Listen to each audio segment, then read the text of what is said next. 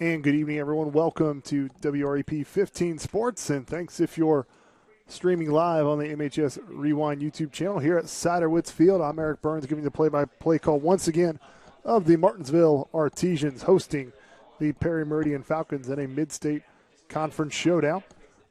Artesians come into tonight's game with an overall record of 2-4, 1-3 on the conference, and the Perry Meridian Falcons come in 0-6, 0-5 in the conference. They're searching for their first win of the season. Both of these teams kind of sputtering a little bit, one more than the other. We'll kind of dive into the streaks and the seasons, how they've been going for each team here momentarily.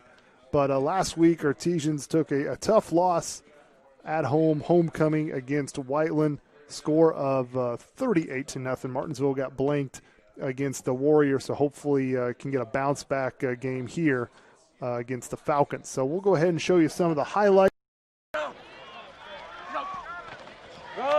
A lot of defensive highlights. Unfortunately, not too many offensive highlights here. Artesian defense did what they could and actually played really well. Gave up just 2 big plays in that first half, but I kept it close in the first half, and then in the second half, things Whiteland started to move the ball a little bit. Their offensive line got more of a push, and they were able to take control of the game. You see all these highlights coming here in the first half. There was a nice hit by Mosgrip there to knock that ball loose. Artesian defense held Whiteland to 0 passing yards. Did not complete a single pass. There's another nice pass break up there. That one by Adam Field, I believe. So for Whiteland, it's not too uncommon for them not to have too many passing yards, but to be completely shut out, that's a big win for the defense there. They got one of the few turnovers in the game by Whiteland. Recovered that fumble. Nigel Brandt with a hit, and I think Malachi Pringle was there on the fumble recovery. Tyrus Martin, one of his few completions that went for more than just a few yards there. That one to Braxton Dilly.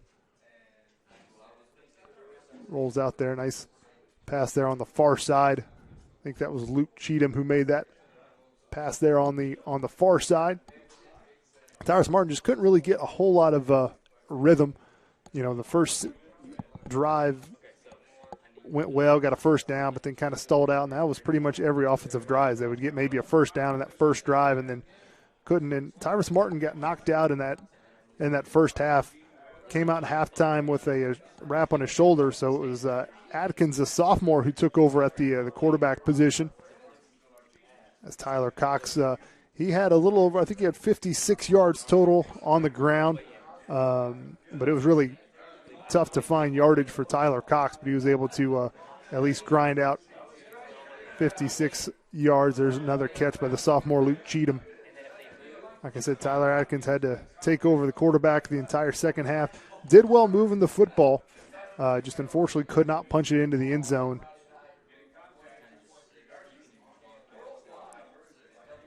Made a couple mistakes, but really did a nice job of moving the football, and the offense getting a nice rhythm in that second half. Artesian defense, despite being down here, still not quitting. Weston Pemberton with the hit here. Weston Pemberton had 16 total tackles last week's game. So, yeah, Coach Duggar said that it wasn't so much Whiteland making long key drives. It was just 1 or 2 big plays, and that's how they ended up running up the score a little bit. 38-0 was your final. Artesians looking for a bounce-back win here at Siderwitz Field against the Perry Meridian Falcons. So Coach Duggar sat down with Eric Meyer and talked about what he thought of that Whiteland game last week. Good job with our scheme, doing a good job gap sound and playing assignment football. And we just had some mistakes in the second half, and they kind of caught us out of position 3 or 4 times, and those 3 or 4 times went big. Unfortunately, they never really put a drive together on us. It was just either big play or nothing.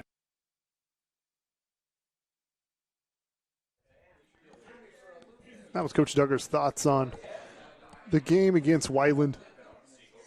Like I said, Artesian scuffling a little bit after a 2-1 start. They've dropped three in a row to be 2-4 overall. So hopefully can get their third win here tonight against the Falcons. Offensively, the Falcons, what they're going to bring to the table, Coach Duggar will give us a little bit of that insight here right now. Few games they were kind of running some double tight stuff, and then they kind of did some different things the last few games, some wildcat stuff here and there. They've got 3 or 4 really good players. They've got some speed and some athletic ability. The Warren kid he had a really big game against Martinsville last year. He's a bowling ball. He's tough to bring down. He's just tough as nails. And Coach Cooper is doing a good job of keeping those kids bought in and keeping those kids getting better each week. You can see it on film. They're not winning yet. They haven't had that, but they are getting better each week. And we've talked at length this week that we've been kind of doing the same thing. So we need to have a week where we kind of take that step. Don't let them take the step. We need to take the step. And that was Coach Duggar talking about the offense of the Perry Meridian Falcons. A key player to kind of look out for is number 27, the running back Aiden Warren, comes in 383 yards on the ground and 2 touchdowns. They'll play 2 different quarterbacks, number 12, Gavin Hart, and number 10, Mason Rollman. Those 2 quarterbacks kind of switch in and out, so you may see a 2 quarterback system here for the Perry Meridian Falcons. Just a couple things to look out for tonight's game. On the defensive side of things, the Falcons do run a 4-2-5 defense. Let's hear what Coach Duggar has to say about that 4-2-5 defense.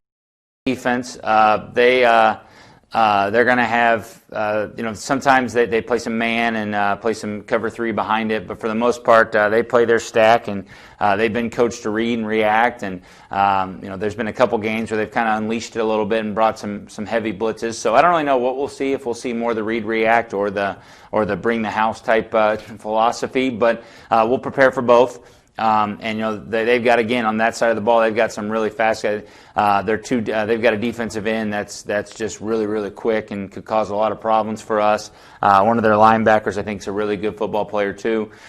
They've got pieces all around that when they start getting things figured out, I think they're going to be a pretty good football team. So we've got to do a good job this week of executing our game plan, trusting our rules, communicating, and we'll be just fine.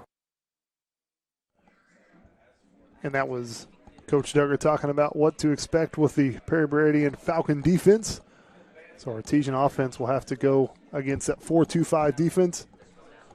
Hopefully they can have a little bit better offensive production than they did last week.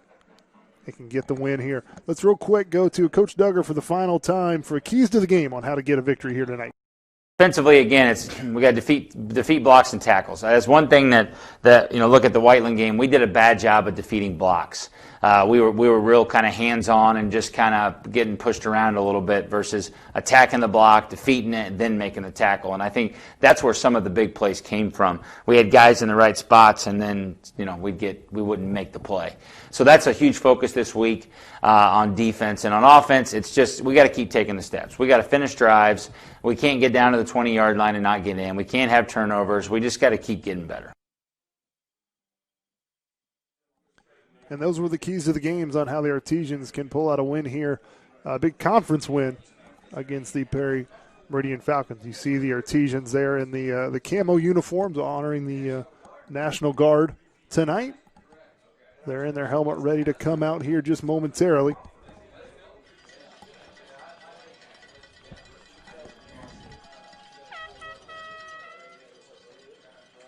So Martinsville Artesians looking to try to improve and get off this 3-game skid and get their 3rd win of the season. And here they come on the field, the Martinsville Artesians in the National Guard uniforms.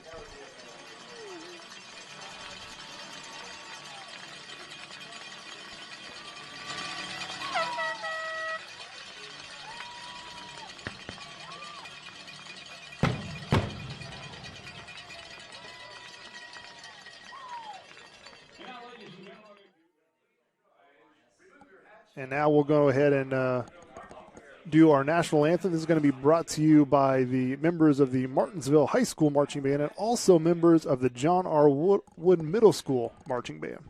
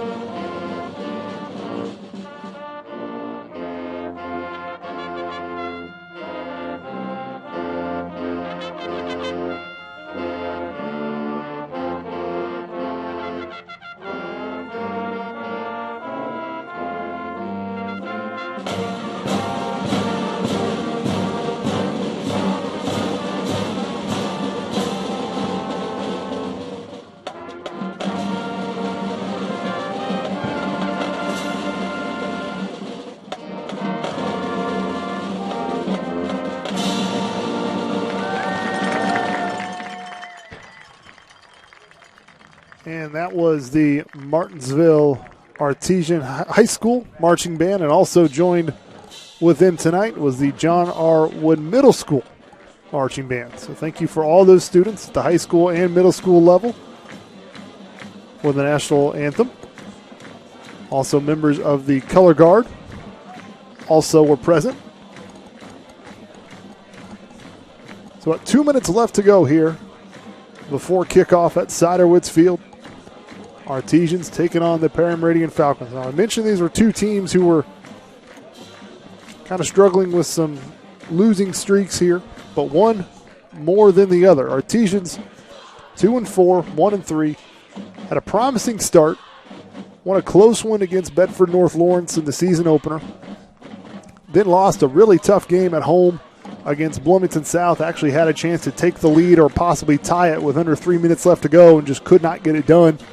Bloomington South ended up winning that game, and then the next game, Artesians went to Greenwood and won in an overtime thriller of a game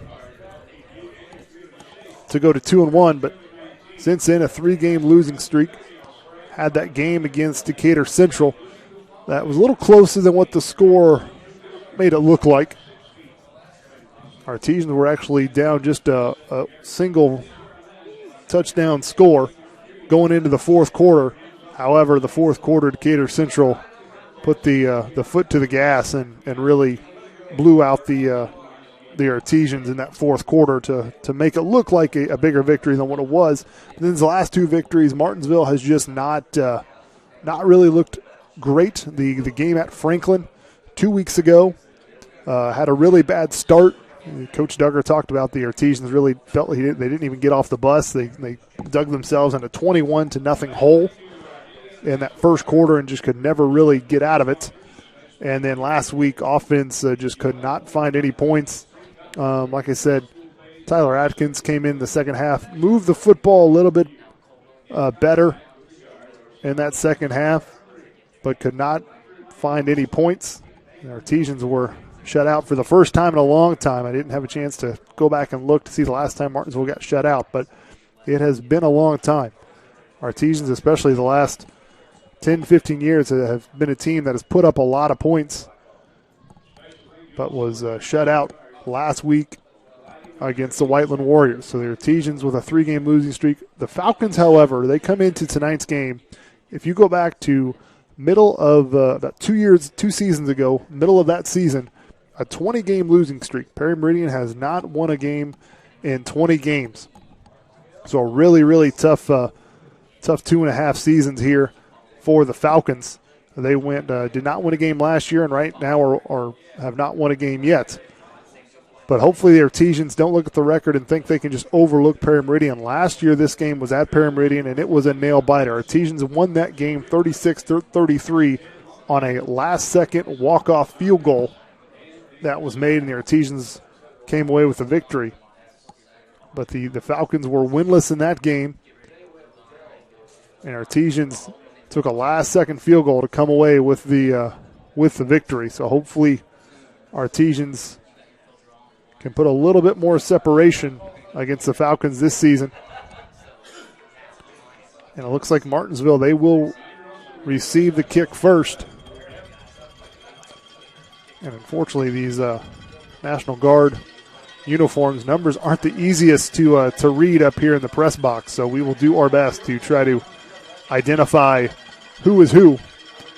As the Falcons tee it up, it's a high, short pooch kick. It's angling out of bounds, and it will go out of bounds. So Artesians' early break there is Perry Meridian with the kickoff little procedure penalty. So Martinsville will get to start the football. I believe in high school they start at the 35. And yes, that is where they will start it, 35-yard line. So Artesians with good starting field position. Perry Meridian, a 6A school, just joined the Mid-State Conference just a couple years ago. But they are a 6A school just north of Greenwood, Perry Township. Coach Duggar should know Perry Meridian well. Perry Meridian has a nice rivalry with Southport. So he knows Perry Meridian well, and this should be a good matchup between two first-year coaches. I'll get more into that here in a second. And it's Tyler Atkins. He's getting the start, and he's going to go deep, and he's, in and out of the hands of his intended receiver. And I didn't get to mention it, but it is the sophomore, number 17, Tyler Atkins, who does get the start. And Coach Duggar had them going deep first. He had a man, but just could not come up with it. And we've got a penalty there, and it looks like Perry Meridian, number 50, is going to be the one to get caught with that. He was in the backfield before the ball was even snapped. That was David Shimp, the defensive line of the Falcons. So 2nd and 5. A lot of movement there up front for Perry Meridian. Tyler Atkins, like I said, getting the start. Don't know of the injury status of Martin. And it's a handoff, but it was ill-advised as that play was blown up. Just kind of took a long time for that play to get rolling. I think that was trying to get LaFerry. Lost 7 yards on that rushing attempt. So it's going to be a 3rd and long, and not really the position you want your sophomore quarterback to be in. So after the 5-yard penalty, and we've got another penalty, but this time we will see who this is on. And it is going to be Martinsville. So Martinsville keeps moving backwards here. So not the start that Coach Duggar wants. Tyler Atkins had a long pass that looked like could be completed. The receiver just could not come up with it. And a 5-yard penalty against Perry Meridian, and the 7-yard loss and another penalty. And just a quick little handoff here. Looks like Tyler Cox, he's going to run out of bounds. Gets near the original line of scrimmage. It's about 6 yards on there, but that is going to be well short of the first down. So Artesians, unfortunately, 3 and out, will have to punt this away. So not the start that Coach Duggar wants, I'm sure, but 4th and 11. 10:51 to go.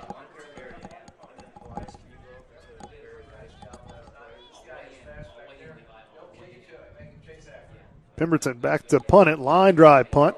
Should take an Artesian roll, and it does, across the 30, and will probably be down right about the 25, 24-yard line. So Weston Pemberton with a nice punt. Done a really nice job punting so far this season. Obviously, Weston Pemberton, the defensive star, but also handling the punting duties for the Artesians. Like I said in the highlights, Weston Pemberton, 16 total tackles last week against Whiteland. Pemberton and Bo Hess were kind of battling out for the leading tacklers on this team, and Weston Pemberton has taken over that role because Bo Hess has had to miss a couple of games due to injury. And the first play for Perry Meridian, not a whole lot there. Maybe got back to the original line of scrimmage. It's Aiden Warren who got the handoff there for the Falcons. Went right up the middle and got absolutely nothing.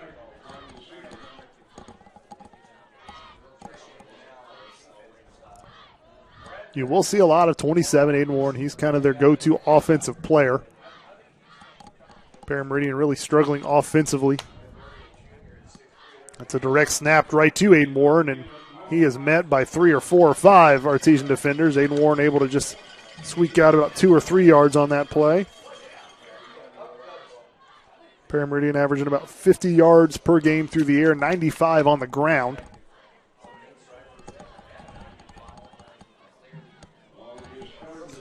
So 3rd and 6, a chance for the defense to get a stop and 3 and outs. Get the football back for their offense. Late substitution here for the Artesians. So Meridian doesn't see it, so no harm for the Artesians, and it's going to be a rollout. Going to try to find a man. He's got a man. It's caught and tackled on the 41-yard line.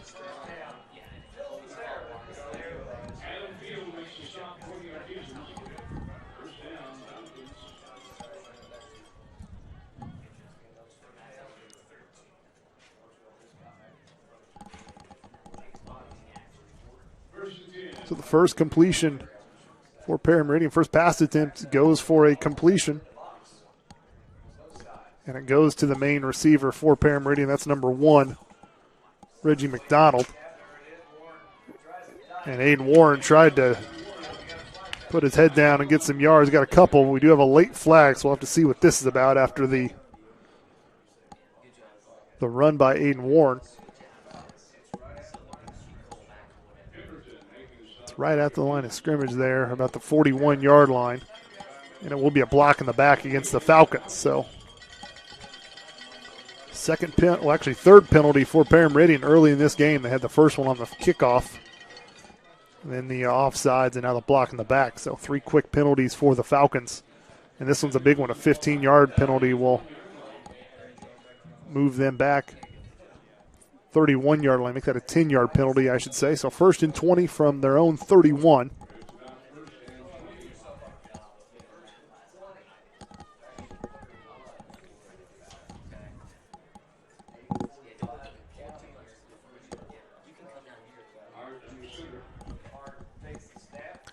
And the ball's on the ground. Little mishandle on the snap, and Artesians will recover it. And that handoff just was not clean between Gavin Hart and his running back, Ronan Hammond. Just did not get the handoff clean, and the first turnover goes to the Artesians, and it's number 20.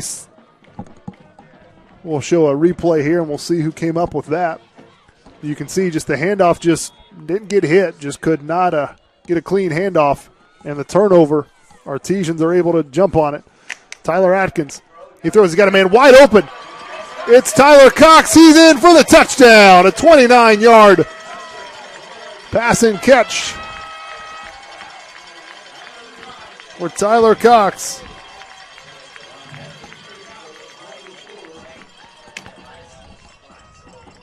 So just like that, Meridian turns it over.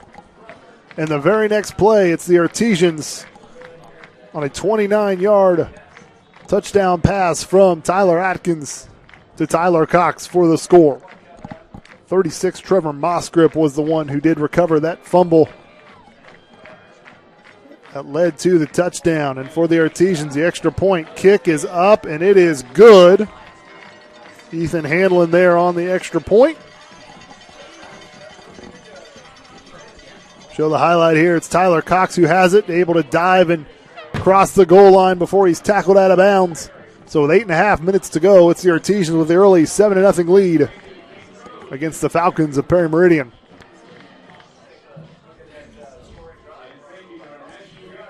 So that was a quick turn of events. You have the Artesians who went 3 and out, and then Meridian was able to get a first down and started to kind of move the ball a little bit toward midfield, but then had a block in the back penalty that moved him back 1st and 20. And on that very next play, bad handoff between Hart and the running back of the Falcons, covered by Mosgrip, and then the sophomore Tyler Atkins.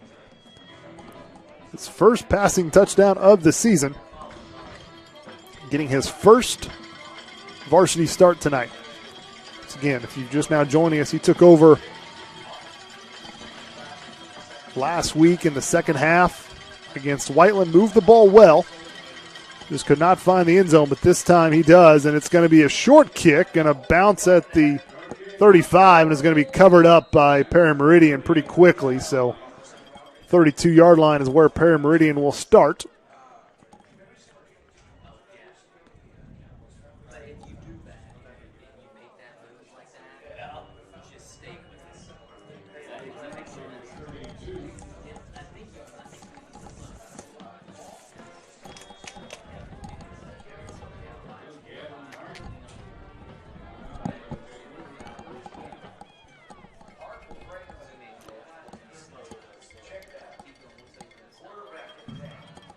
So it's a bit of a wildcat formation for the Falcons. Number 1, Reggie McDonald had a first down catch in that first drive.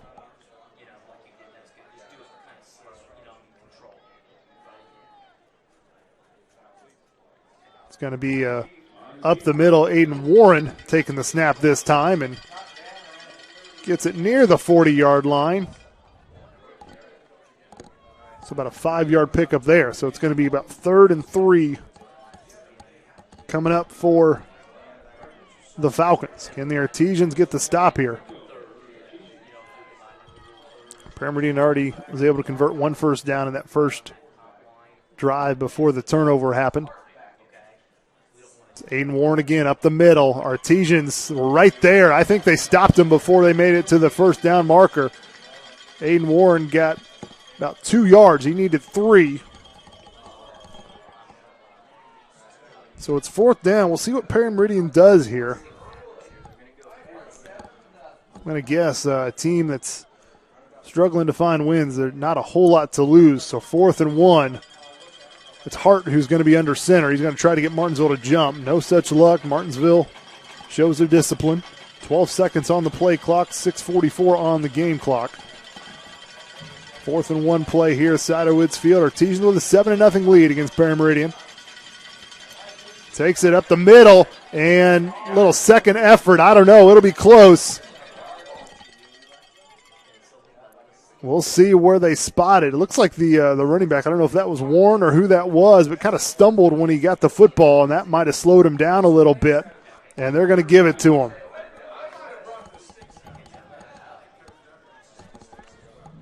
They don't even measure this. They say it's a first down, so I believe that was Ronan Hammond with the 1-yard pickup that got the first down. So the drive stays alive for the Falcons here in the first quarter. Hands it off to Hammond again. He is stuffed, nowhere to go. I don't think he got anything. Maybe a yard is what they'll give him. 2nd and 9. Like I said, the Falcons come in only averaging about 50 yards through the air, about 95 on the ground. So they're definitely more of a running team, but they do kind of mix it up. They've only tried 1 pass so far tonight, but it has been a completion. It was a 13-yard completion for first down. It looks like it's going to be McDonald, number 1, who breaks some tackles and finally is brought out of bounds after he gets across the 50 near the first down marker. We'll see where they spot him at. And he's well yard after the first down, so about a 10-yard run there for Reggie McDonald, number 1. So another first down for the Falcons. Perry Meridian on this drive, moving the ball downfield into Artesian territory now. Direct snap to Aiden Warren, who gets it to about the 45. Keeps moving the pile a little bit. Gets a yard or 2 extra. About 4-yard pickup there for number 27.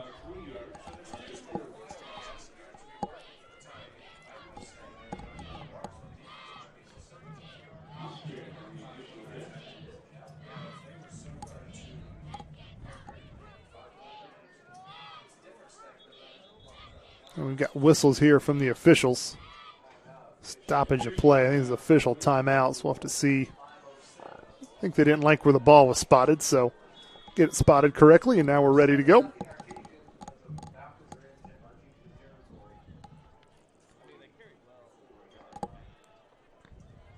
Number 27, Aiden Warren again just lowers his head and doesn't get much, maybe a yard and a half. They're going to give him 2, so they'll bring up a 3rd down. And you would have to think, unless Meridian goes backwards on this play, Falcons probably in 4-down territory the rest of the way on this drive. So Artesian's going to have to stop the Falcons twice if they want to get the football back. 3rd and 4 from the Artesian 41, 4.5 minutes to go in a first quarter that shows the Artesians with a 7-0 lead. It's Hart under center now, and he's going to turn around and hand it off directly to Aiden Warren, number 27, who gets near the first down marker. If he doesn't have it, he's not far from it.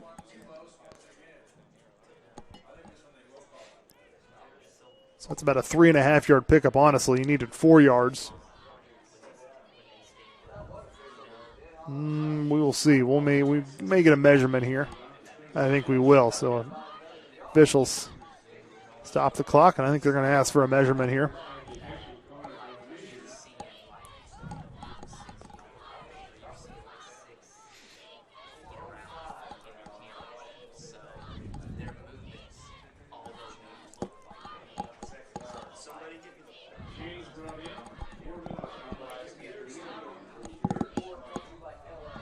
Get the measurement here. Nice shot by our camera crew tonight.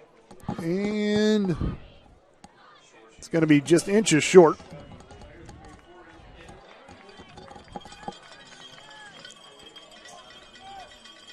So Artesian defense, can they get a stop? 4th and inches is what Meridian's looking at. And you pretty much know what's coming. It's some sort of run right up the middle. That's kind of been the MO this entire drive. Now it's changed who it's been. It's been number 27, Aiden Warren some. It's been Ronan Hammond some. It's been Reggie McDonald some. But for the most part, it's been just runs right between the guards or the tackles is really where it's gone. Gavin Hart just under center. Going to turn around and give it to Warren, who's got the first down. He needed about 6 inches, and he got 2 yards.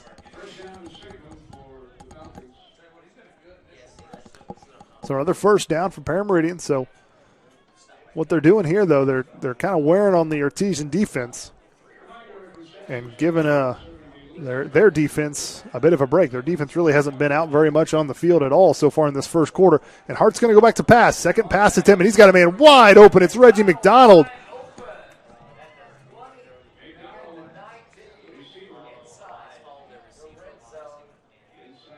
A 21-yard completion there. Gavin Hart to Reggie McDonald for another first down for Meridian. The Falcons moving the ball down the field, and their offense has struggled at times this season. But so far on this drive, they look good. Hands it off to Aiden Warren again. Aiden Warren. It's about a 2-yard pickup there.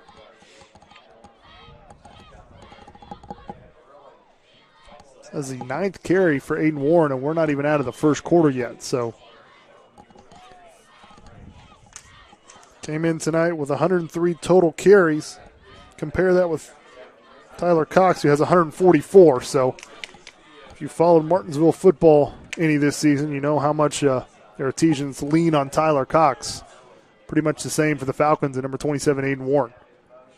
McDonald's going to take it this time around the left side, and he is not going to find any running room except a bunch of Artesian defenders is what he's going to find. And he's going to lose a yard.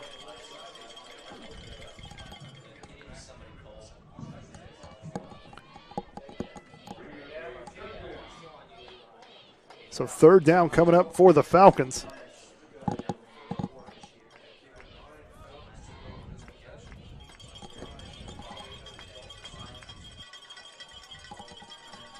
Hart rolls to his right, gets a little pressure, throws it way up. Nobody in the vicinity there. So the first incompletion for Gavin Hart. And as Meridian, they're going to roll out their field goal kicker here. It's going to be about a 36-yard field goal for the Meridian field goal kicker. So pretty long, good distance field goal here. Nestor Gomez, left-footed kicker here. The teams need to be ready for just about anything. And it is up, and it looks like it is good, and it is good with plenty of distance. There were a lot of Artesians who got near that kick. I didn't know if it was going to be blocked or not, but Nestor Gomez with a 36-yard field goal, and there was plenty more. I think that would have been good from 46. But got to give credit to the Artesian defense. That was a long time to be out on the field, and they were able to tighten things up as the Falcons got in the red zone and held them to only 3 points. So 7-3 is your score. Artesians with the lead. Keep that in mind as Meridian looks like they've got a field goal kicker who has some range. So if this game does get tight down to the wire, that could come in handy for the Falcons. Artesians won last year's game on a game-winning field goal. As time expired, they escaped Meridian with a 36-33 win. So I'm sure Meridian would love to return the favor.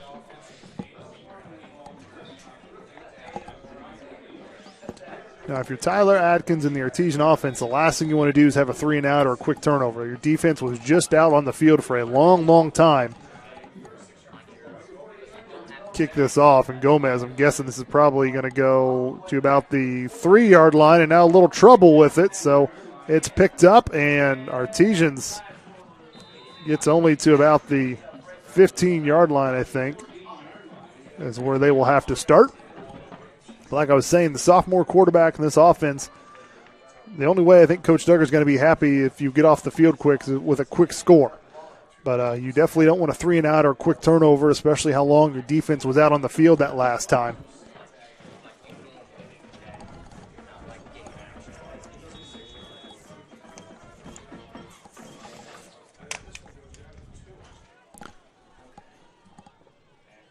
Quick little touch pass there, and not much room on that left side. They've tried to go around that left side a couple times, once on a rush that went nowhere, and then on that quick pass that went –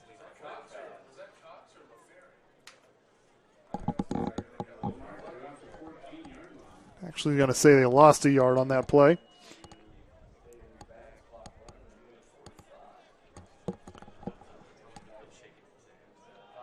And good job by Atkins to pull that. It finds a pass there on the right side.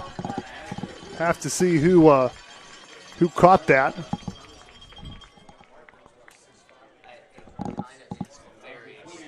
Looks like LaFerry who had that completion, but a great decision by Atkins to pull that.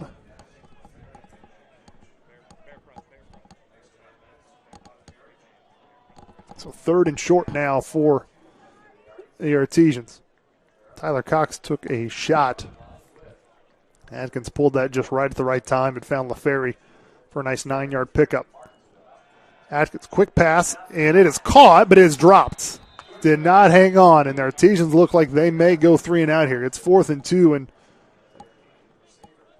it's not what you needed. I said before this drive started, you needed at least to get a first down, give your defense a bit of a breather, and Artesians aren't able to do it. 4th and 2 from their own 23.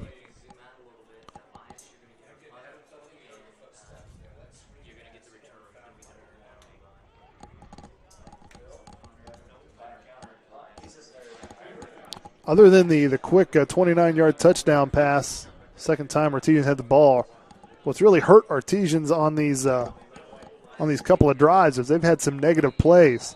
And Coach Duggar going to have to call a timeout, and that's not good because I don't think he's not too happy. I think a Martinsville player was not where he should have been, not out on the field. So Coach Duggar has to call his first timeout with 1.5 minutes left to go in this first quarter.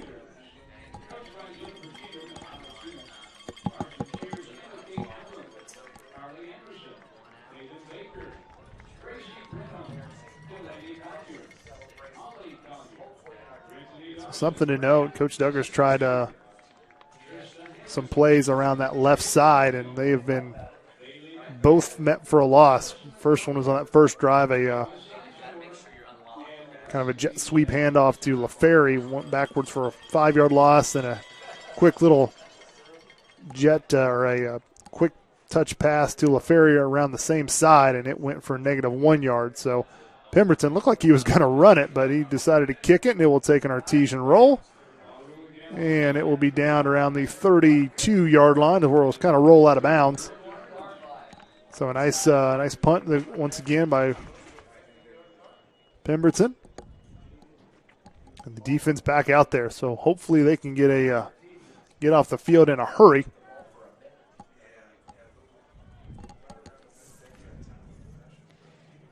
Artesian's yet to have a first down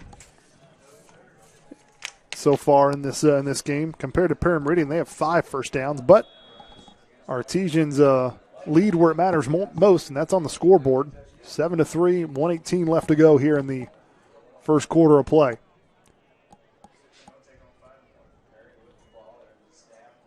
Fakes the handoff, and I think it's Aiden Warren up the middle again to about the 35-yard line.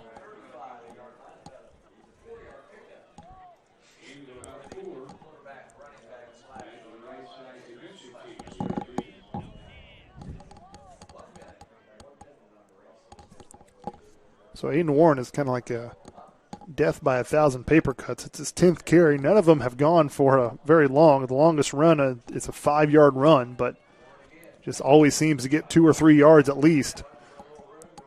Trying to find it again, and even when he stumbles and you think he's going to go down for a loss, he's able to fall forward near the 40-yard line to about the 39s for another 4-yard pickup.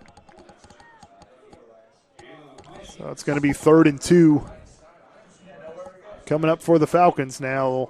They do not have to run a play here. 23 seconds on the game clock, and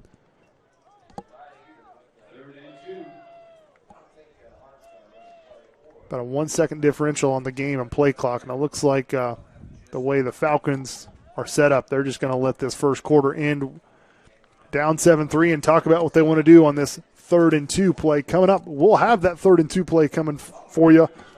We're going to take a quick break. We'll be right back with Artesian football after this. 13,000 feet has a way of testing a man's soul. After all, we were never meant to take on such an endeavor. That long drop is what separates human from superhuman. And here we are, right here, right now. You're good at motivation, we're good at your insurance. Start with Indiana Farm Bureau Insurance and stop knocking on wood. When you hit that water, you're going to want to look for weeds, sunken structures, down trees, stuff like that. And let that breeze tell you where you want to go. Windy days like this, those bait fish will come swimming closer to shore. They'll bring the big boys with them, those bass and those pike. Now, they like cooler temperatures, so you ain't likely to have much luck. You're good at giving fishing advice. We're good at your insurance. Start with Indiana Farm Bureau Insurance and stop knocking on wood. Days have always been with live bait.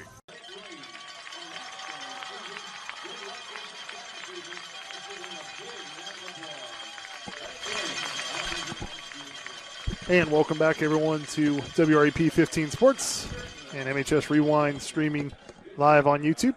Can I hear some cowbells and cheering in the background? That's because Martinsville's Blake Raines finished 13th in the state in the breaststroke. A very, very talented Martinsville swimmer. Has several records for the Martinsville swim team. So congratulations, Blake Raines, and your accomplishments in the water here at Martinsville High School. 3rd and short here. It's just a quarterback keeper, and I think they're going to have enough for the first down. Needed 2, got 2. I think it was Gavin Hart, the quarterback, who took that himself. Yep, and he got it.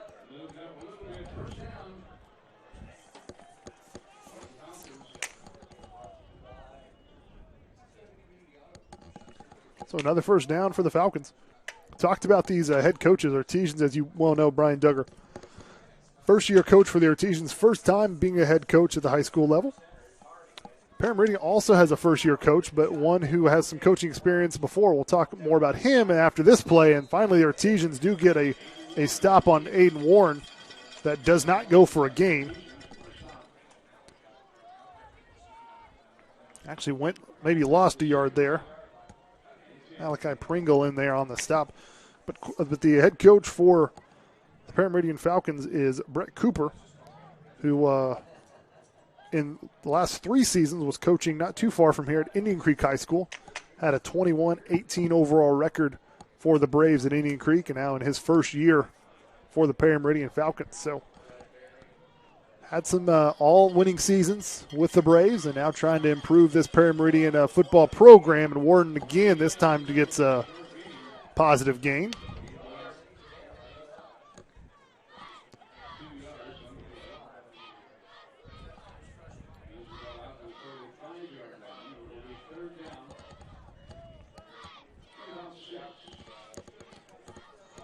So 3rd and 6 coming up for the Falcons.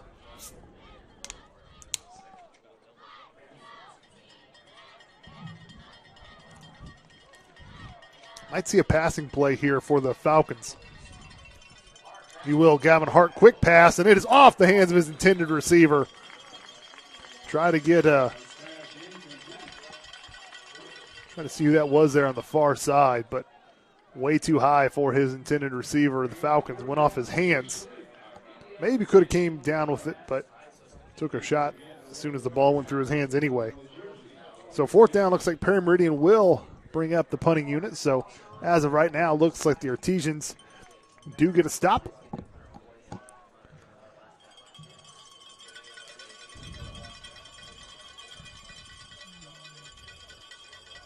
And it's going to be a procedure penalty false start on the Falcons. So that'll move them back a little bit.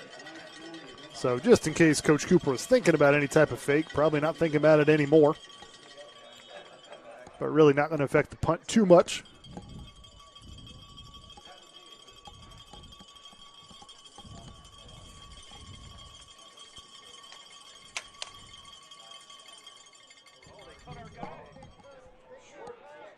Short kick has one off the side of the punter's foot, it looks like. We'll see exactly where it went out of bounds. Officials are kind of standing right at midfield. I don't really think any official knows exactly where it went out of bounds, so I think they're just going to be content with having it be at the 50-yard line.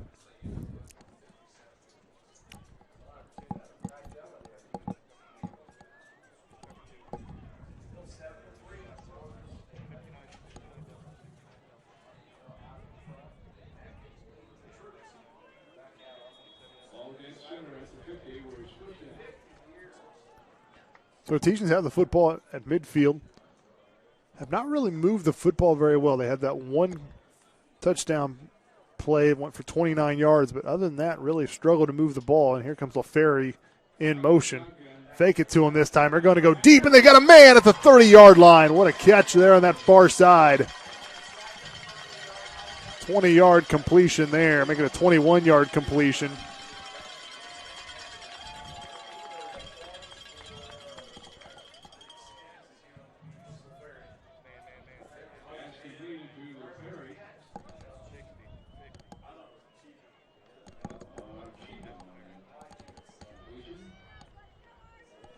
Once again, these uniforms hard to read, but agreement in the press box of Luke Cheatham with that catch, and the sophomore. Atkins in a little bit of trouble. Gets out of it, throws it, and it looks like it's going to be an incomplete pass, but great job by Tyler Atkins just to get that pass out of there. Looks like he was going to go down, but it looks like there's a injury timeout. Fortunately, a Meridian Falcon player down around the 28-yard line, so that'll stop play momentarily.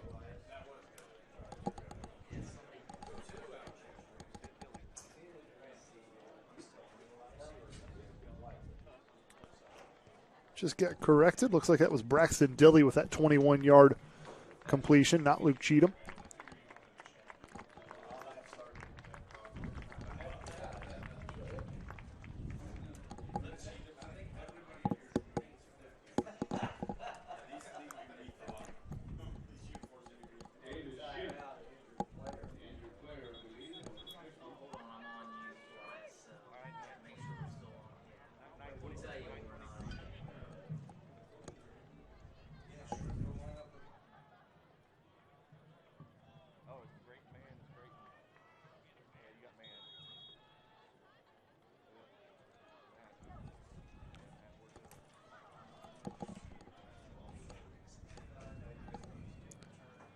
So second down coming up for Martinsville.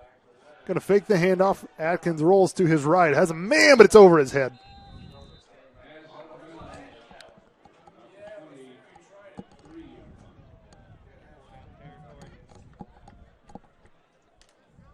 It's a 3rd and 10 situation. I think that was intended for LaFerry.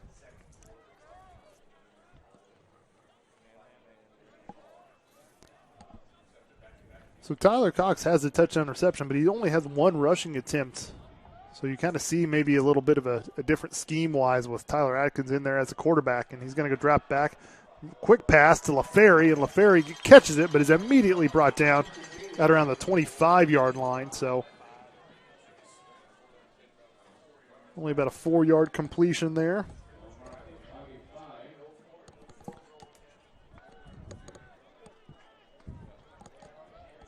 Fourth and 6, Artesian's going for it here.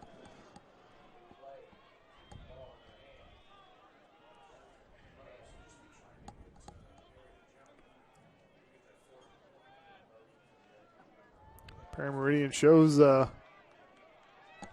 blitz. No penalty though. Tyler Atkins had a little miscommunication. It looked like is tried to get it to LaFerry, but don't know if looked a little confusing there. I don't know if LaFerry was going a different direction or Atkins thought he was going somewhere else, but either way, incomplete pass, and that will bring up a turnover on downs and bring back Perry Meridian Falcons offense with 8:35 left to go here in the first half. Artesian still had that 7-3 lead. That drive, Martinsville moved the ball a little bit better. Had the 21-yard completion to Braxton and Dilly, we think. But unfortunately, after that nice 21-yard completion, drive kind of stalled out.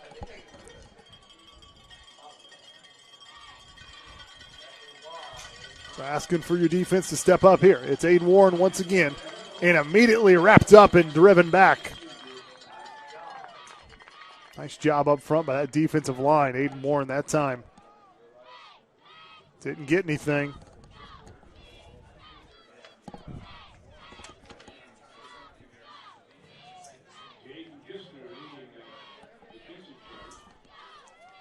Nigel Bryant with the tackle there. Is it a really nice season so far for Nigel Bryant? He's played with a lot of the season with a broken hand wrapped up.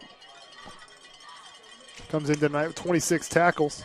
And it's McDonald who's going to throw it. He's got his man. He catches it, and I think that's going to be enough for a first down. So the 10-yard pass completion from Reggie McDonald.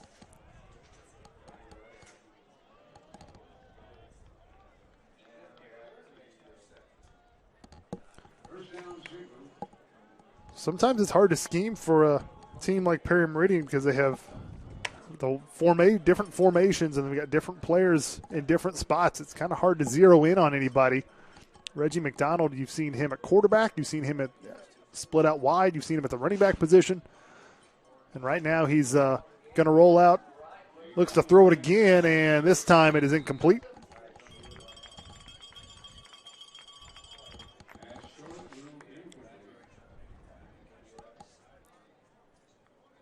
Coach Cooper had success with it that last play, tried it again, but that time McDonald could not hit his intended target.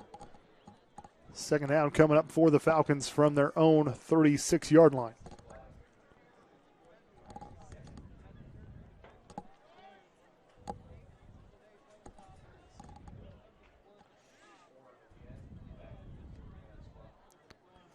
Low snap. Aiden Warren does pick it up, but he's going to go backwards as Aiden Warren on that bad snap.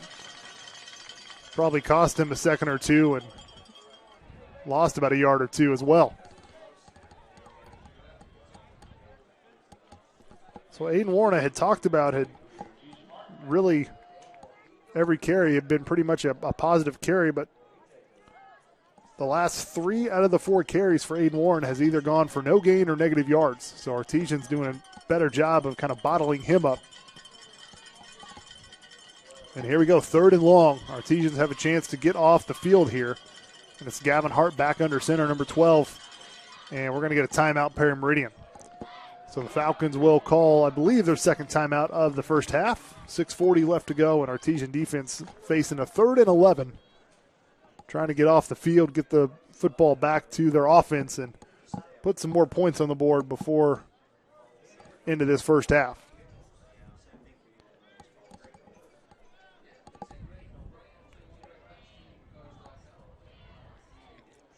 Perry Meridian, a little interesting schedule-wise. I'm not sure what their plan is or what they're doing, but because of the COVID situation, I think they were scheduled to play Southport in the first game of the season. Southport had some positive COVID tests, so they could not play Southport. They ended up playing Decatur Central in a conference game, the first game of the season.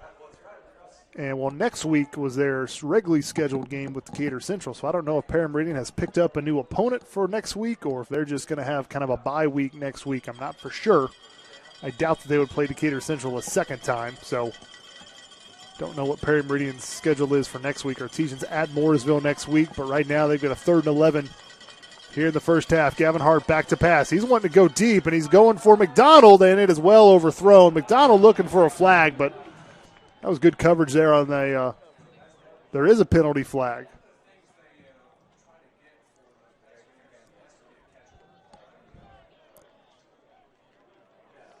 So penalty goes against Martinsville, and it's enough for a first down.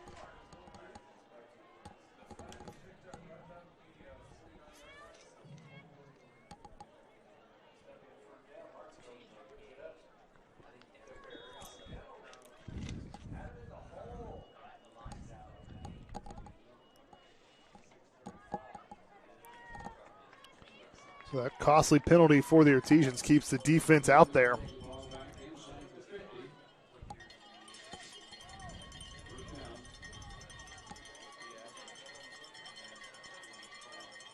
It's Aiden Warren once again gets hit hard as he gets across to about the 43-yard line. Malachi Pringle in there on that stop.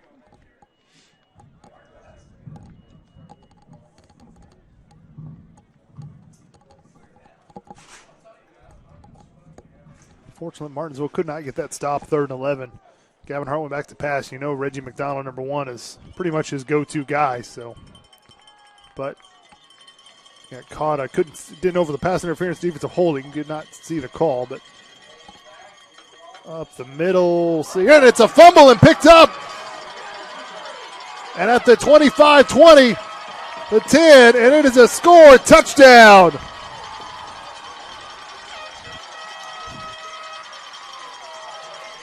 So Martinsville with a defensive touchdown. It looks like it was Weston Pemberton, number 26, with the scoop and the score.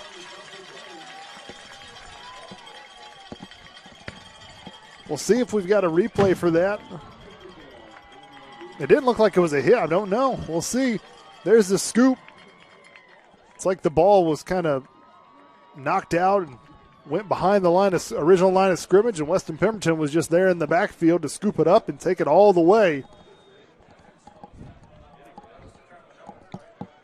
for about a 52-yard fumble recovery return for a touchdown.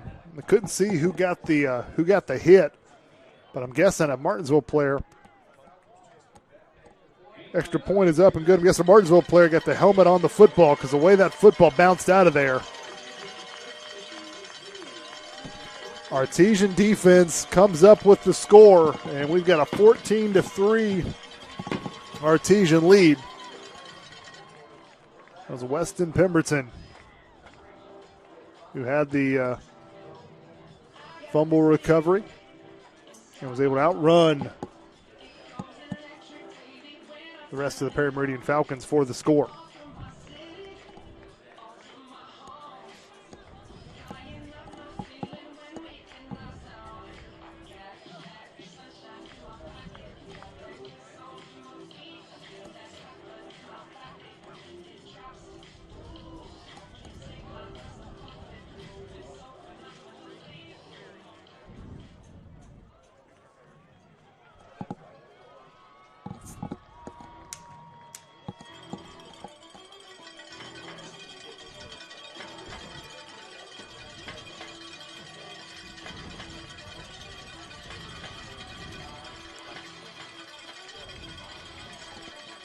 So 5:46 left to go in this first half. Artesian defense with a score.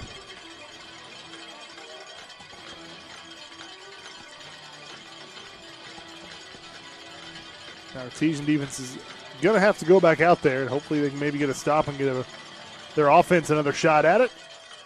Football is going to be a high pooch kick, and it will be taken at around the 40-yard line.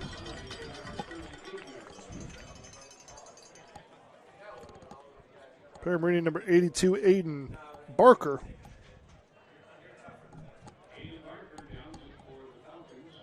Listed at 6 foot 160. He looked a lot taller than 6 foot, but he was able to get his hands on it and hang on to the football. So Meridian will have good starting field position.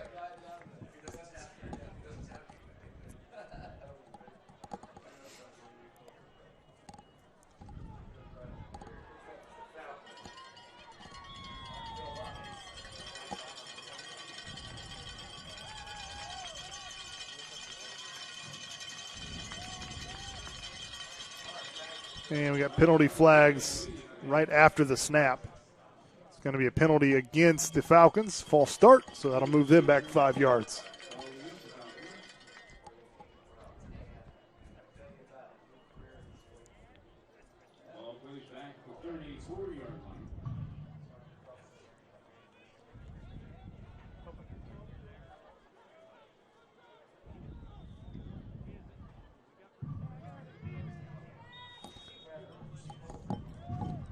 Meridian after the penalty will try this again. 1st and 15 now from their own 34-yard line.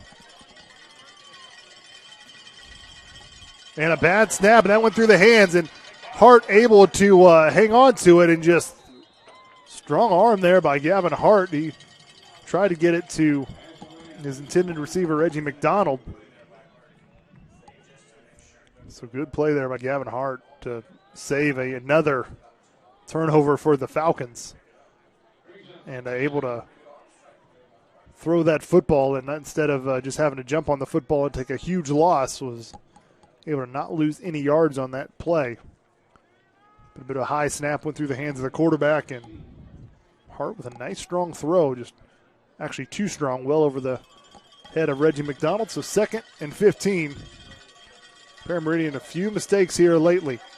Hart, he's going to throw it off his back foot and try to get, and he finds Reggie McDonald. Wow, he just kind of threw that up as like a jump ball and was able to connect it.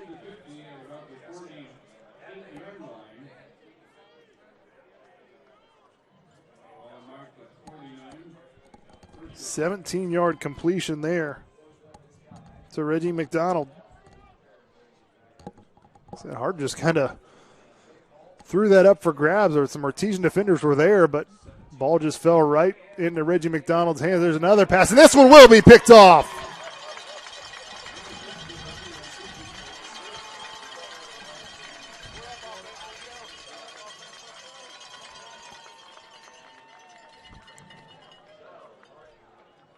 That is 21 for the Artesians. Larry Bland with the pick. Here's a replay of it.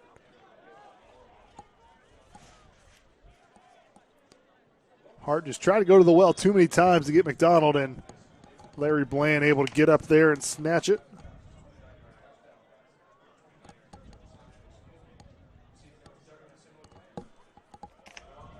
They're going to give it to Tyler Cox. A rare rushing attempt there for Tyler Cox.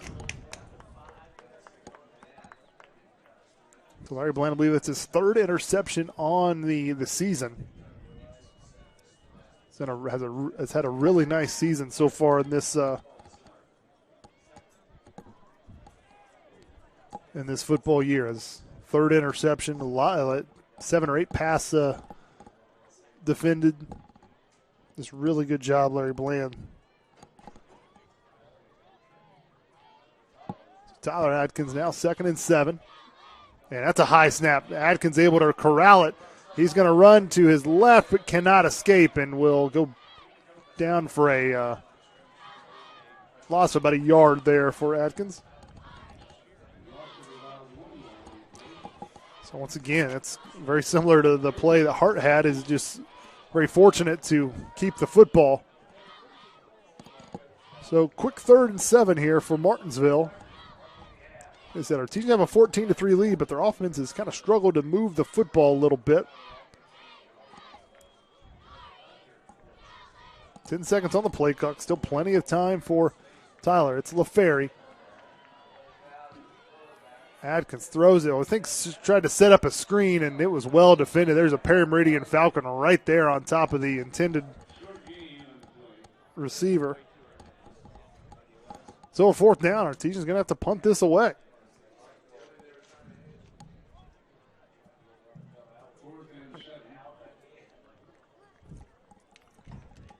So Artesian defense has come up with 3 takeaways, and unfortunately the offense really hasn't been able to capitalize. The way this game has gone, it feels like the Artesians should be up 28-3, but really still only up 14-3, and one of those touchdowns was a defensive touchdown by Weston Pemberton of the Artesians. So offense hopefully can get some things figured out as Weston Pemberton another line drive kick, and McDonald is going to scoop this one up at around the 17-yard line, makes a man miss, and now he's going to go backwards and gang tackle it at around the 27-yard line.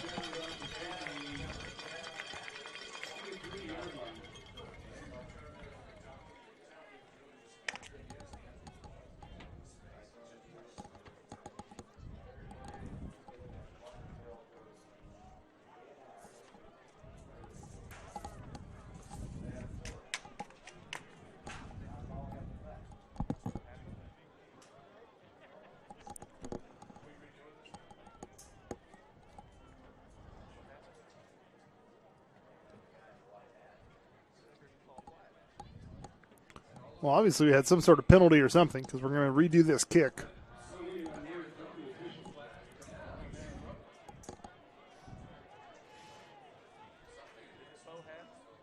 Looks like the penalty was against the Artesians, so they'll have to punt this one away again.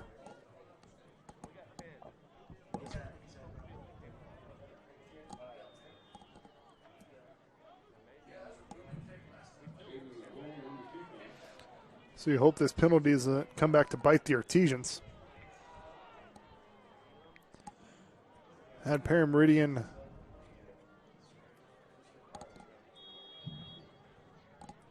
down around the 27-yard line is where McDonald was tackled this last time. And we've got another penalty. And this one is also against the Artesians. This looks like it's some sort of a false starter legal procedure penalty, but it's going against the Artesians, so that'll back them up 5 more yards. So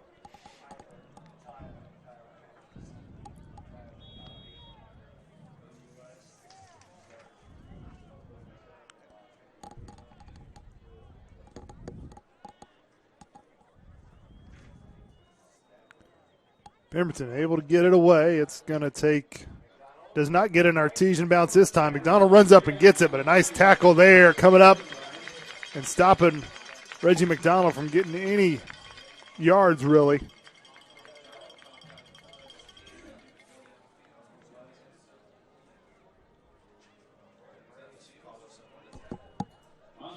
Trevor Mosgrip there with that nice tackle on special teams.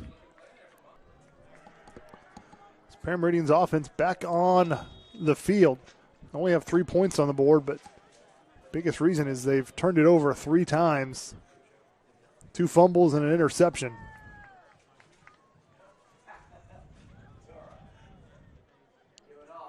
Gives it to McDonald and nowhere to go. Tackled behind the line of scrimmage.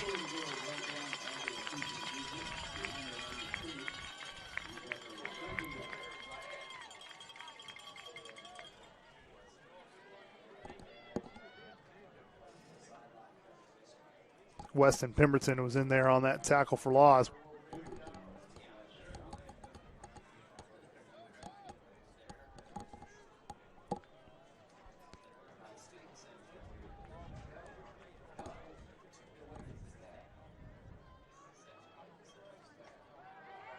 Donald ready to throw it, takes a shot, incomplete.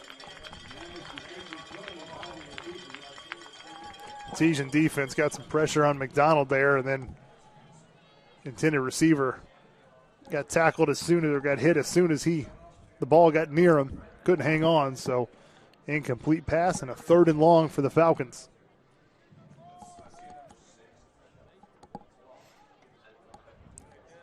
Gavin Hart, number 12, has been able to complete some passes for first down, 13, 21, and 17-yard completions. So he's done this before. He's got time. He's got a man. It is incomplete, broken up. 2 Artesian defenders there. And unfortunately, the Perry Meridian player is down. Took a shot trying to go up and get that football. Fortunately, he's getting up on his own power and is able to get to the sideline.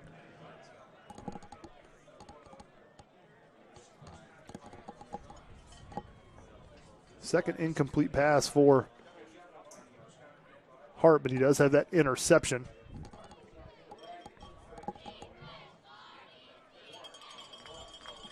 Artesian offense will get it again, but can they move the football? And we've got another penalty, and it's going against Perry Meridian. These officials are calling a lot of false starts.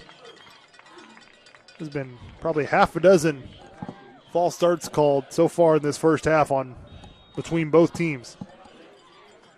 So the officials are calling it both ways at least.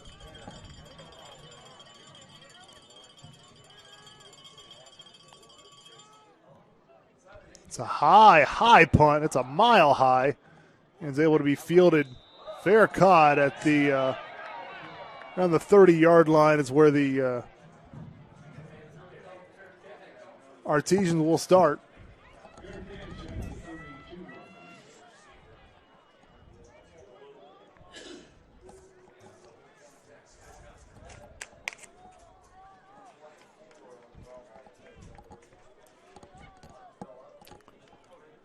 It's one of those games where when we do the halftime stats, if you didn't see the score and you just saw the total yards, you would be really surprised to see Martinsville with a 14-3 lead as of right now. So it's just one of those odd games.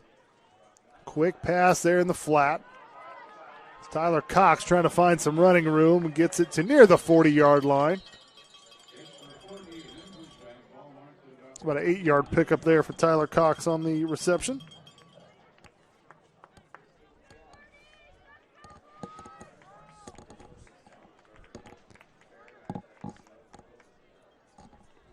Sixth completion thrown by Tyler Atkins. 6 for 13 on the night, and Tyler Cox nowhere to go. He goes backwards.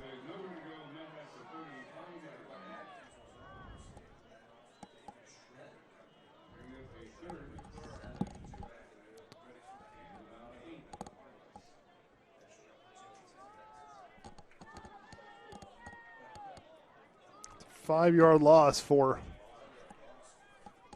Tyler Cox. 3rd and 7. Atkins is going to throw it. Has a man, but it is incomplete, broken up there. And we have a flag there. So I don't know if we've got a late hit or what, but that's what it looks like, and it is. It's going to be roughing the passer, so the Artesians get a break there.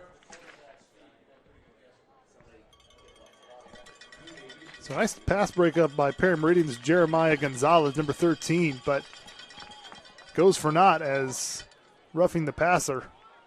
Tyler Atkins looks like took a shot. He's hobbling a little bit, but looks to be okay.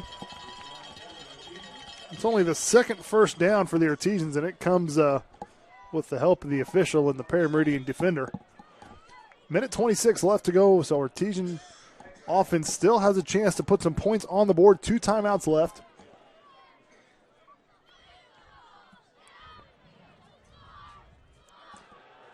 Atkins, he's got a roll to his left. Throws it, and incomplete. And that would have had a promising play there. Tyler Cox was all by himself. No one was around, and Atkins just could not get a clean pass to him as he had heavy pressure. Perry Meridian is not letting Tyler Atkins be comfortable back there.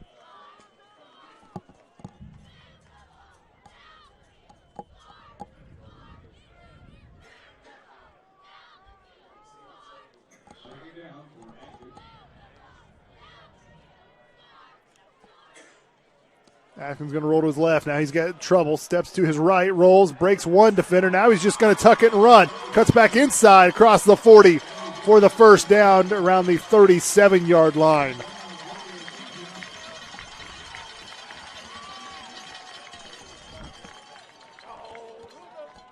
About a 13-yard scamper there for Tyler Atkins for the first down. And here's the replay. You see the kind of elusiveness of Tyler Atkins. Was nearly sacked a couple times and then takes it down the right side, cuts back in for that extra yard or two, gets the first down, and Artesian offense still out there. Under a minute to go now. So Artesian's going to have to run a little bit quicker. Atkins going to hand it off, a little draw play. And it's Tyler Cox who makes a man miss. Makes another man miss. It gets tackled from behind. About the 16-yard line, so a 20-yard scamper there for Tyler Cox and another first down. And all of a sudden, just like that, Artesian offense is rolling, and they're going to hurry up. And we're going to have a stoppage. And Perry Meridian, Coach Cooper had to call a timeout. His defense was not ready. And we'll show you the Tyler Cox run. He made a couple Perry Meridian defenders miss here on the draw play. There's the first one. Jukes him to the left. Makes another man miss, and then is finally tackled from behind. But saw Tyler Cox make a couple Falcon defenders miss on that scamper. Obviously his longest run of the night.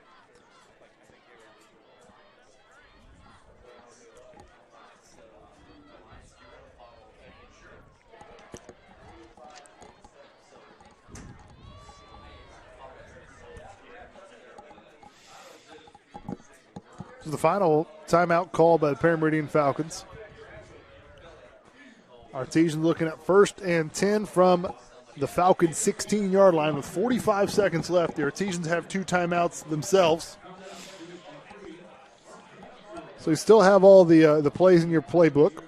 You can run the football, especially with those 2 timeouts. You also want to be able to come away with points here. So even if you don't gain another yard, you want to make sure you have some time so you can run Ethan Hanlon out there for a possible field goal attempt. But right now, Coach Duggar wants to get this football into the end zone. Tyler Atkins looks one way, gets to Tyler Atkins, gets to about the 10-yard line, so clock's still going to run. Clock is still running. No timeouts been called yet.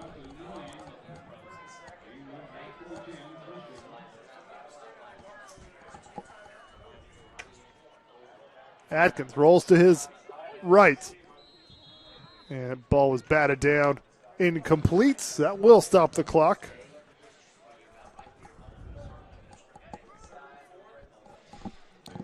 So 3rd and 4 from the Falcon 10.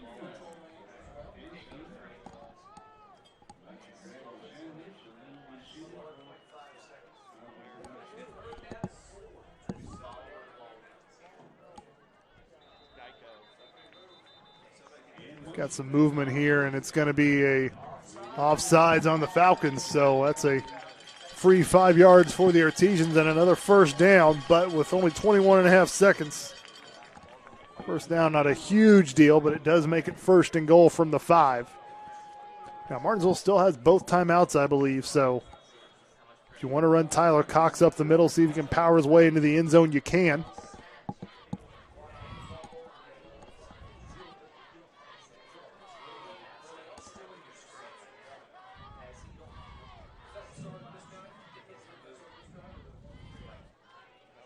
Atkins, he might take it himself. He's going to tuck it and run. Touchdown, Tyler Atkins on the 5-yard scamper. The sophomore into the end zone for the score.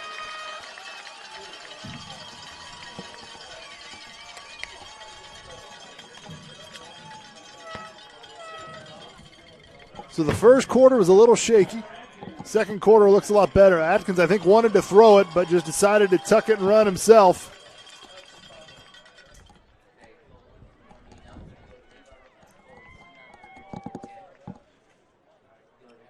Now Ethan Hanlon out there for the extra point try. Snap, hold, ball looks good. The kick looks good, and it is 21-3. The Artesians will take a nice lead heading into the locker room.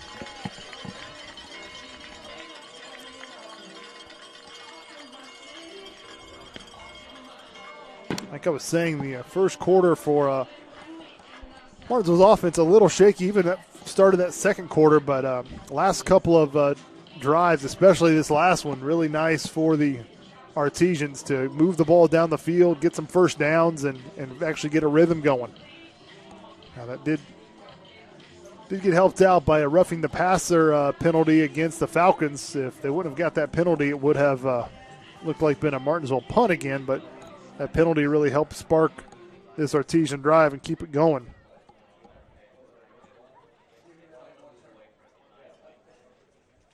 Had some nice runs, some ground game there as Tyler Cox able to rip off a 20-yard run, and Tyler Atkins a 13-yard scramble, and then the 5-yard run from Atkins for the touchdown. So Artesians found success on the ground that time.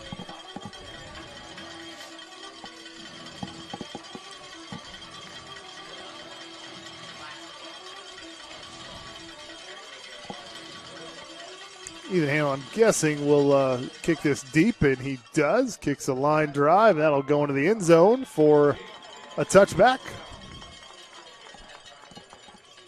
Perry Meridian, let's see what Coach Cooper wants to do here. Perry Meridian's turned it over 3 times. I don't think Coach Cooper is going to try to do anything here. Probably just going to take a knee and try to regroup. Perry Meridian does get the football to start the second half, so I'm guessing you don't want Perry Meridian to try something, have another turnover, and Artesians to possibly get more points, but looks like it's just going to be a knee, and that will do it.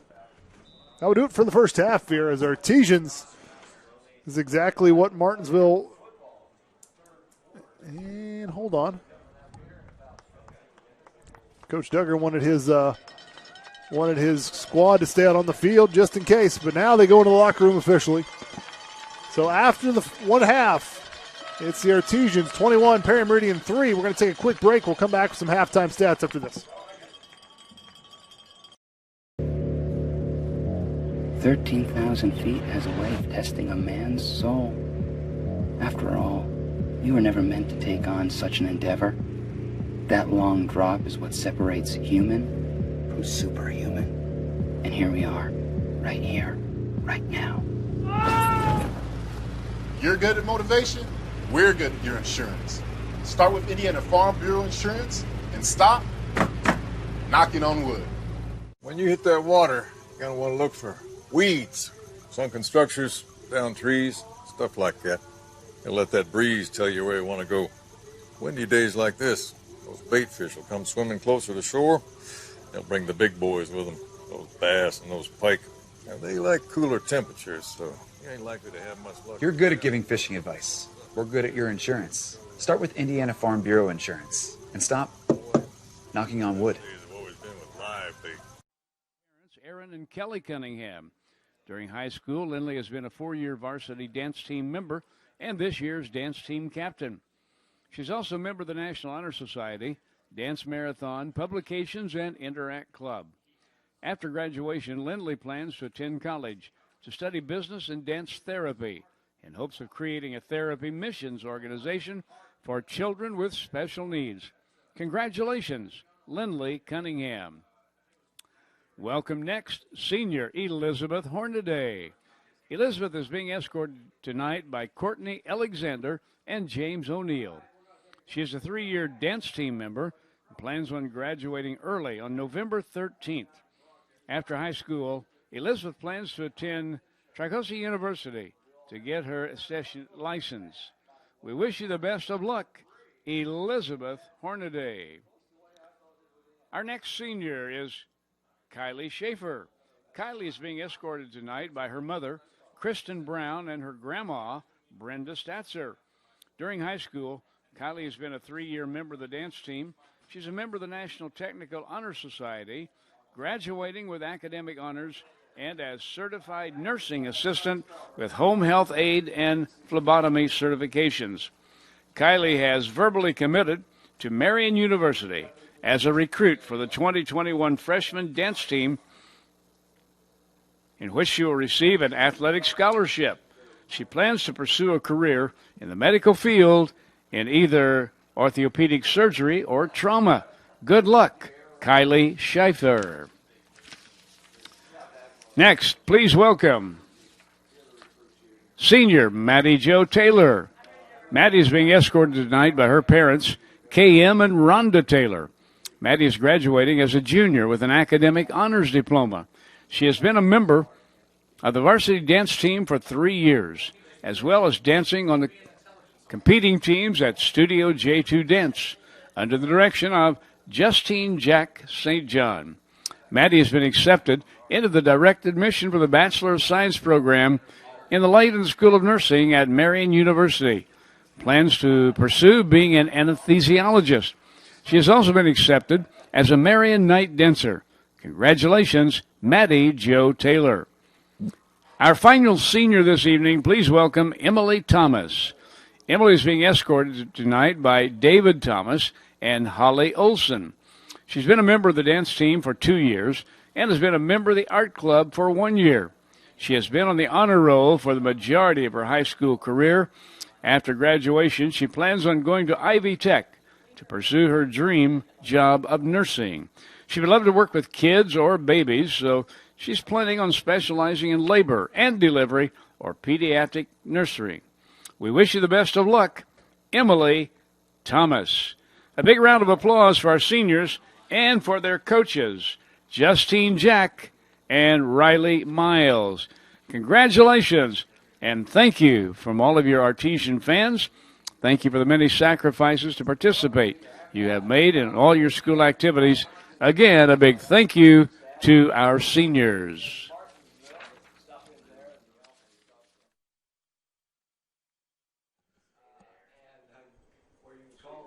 And that was PA announcer Phil Deckard honoring the seniors of the Martinsville dance team. And we'll just stay right here, as I believe the Martinsville dance team is going to perform here at halftime.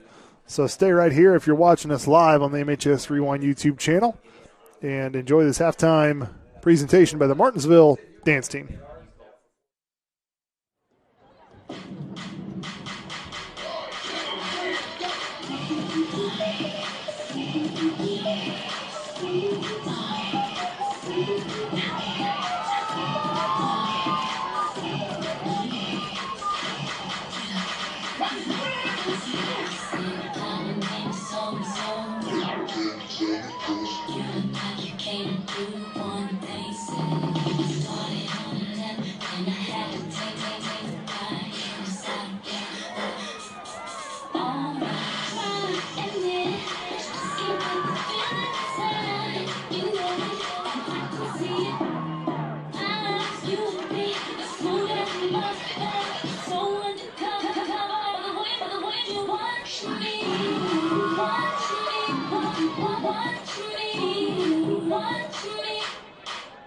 Baby boy, you say I'm mama.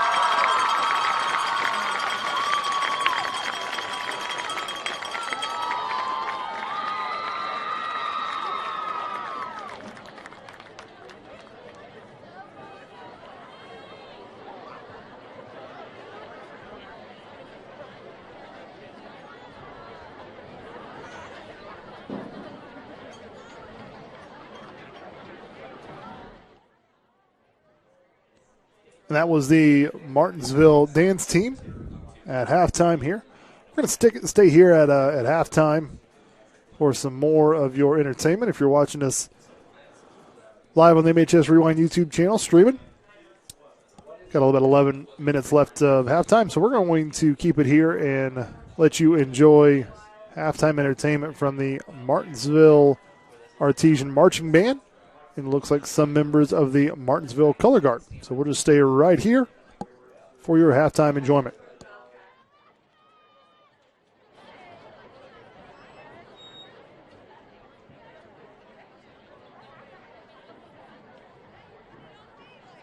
In just a moment, we'll continue with our halftime entertainment featuring the Martinsville Artesian Band.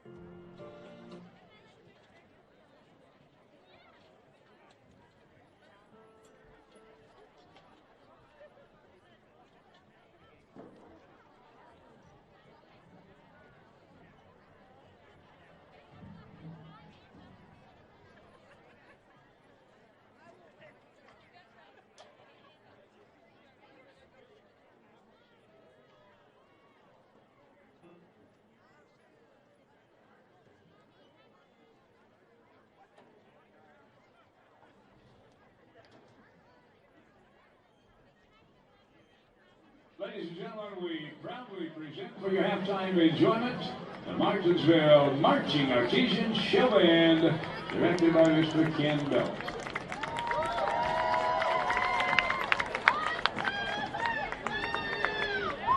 Thank you, Show Band. The field is yours.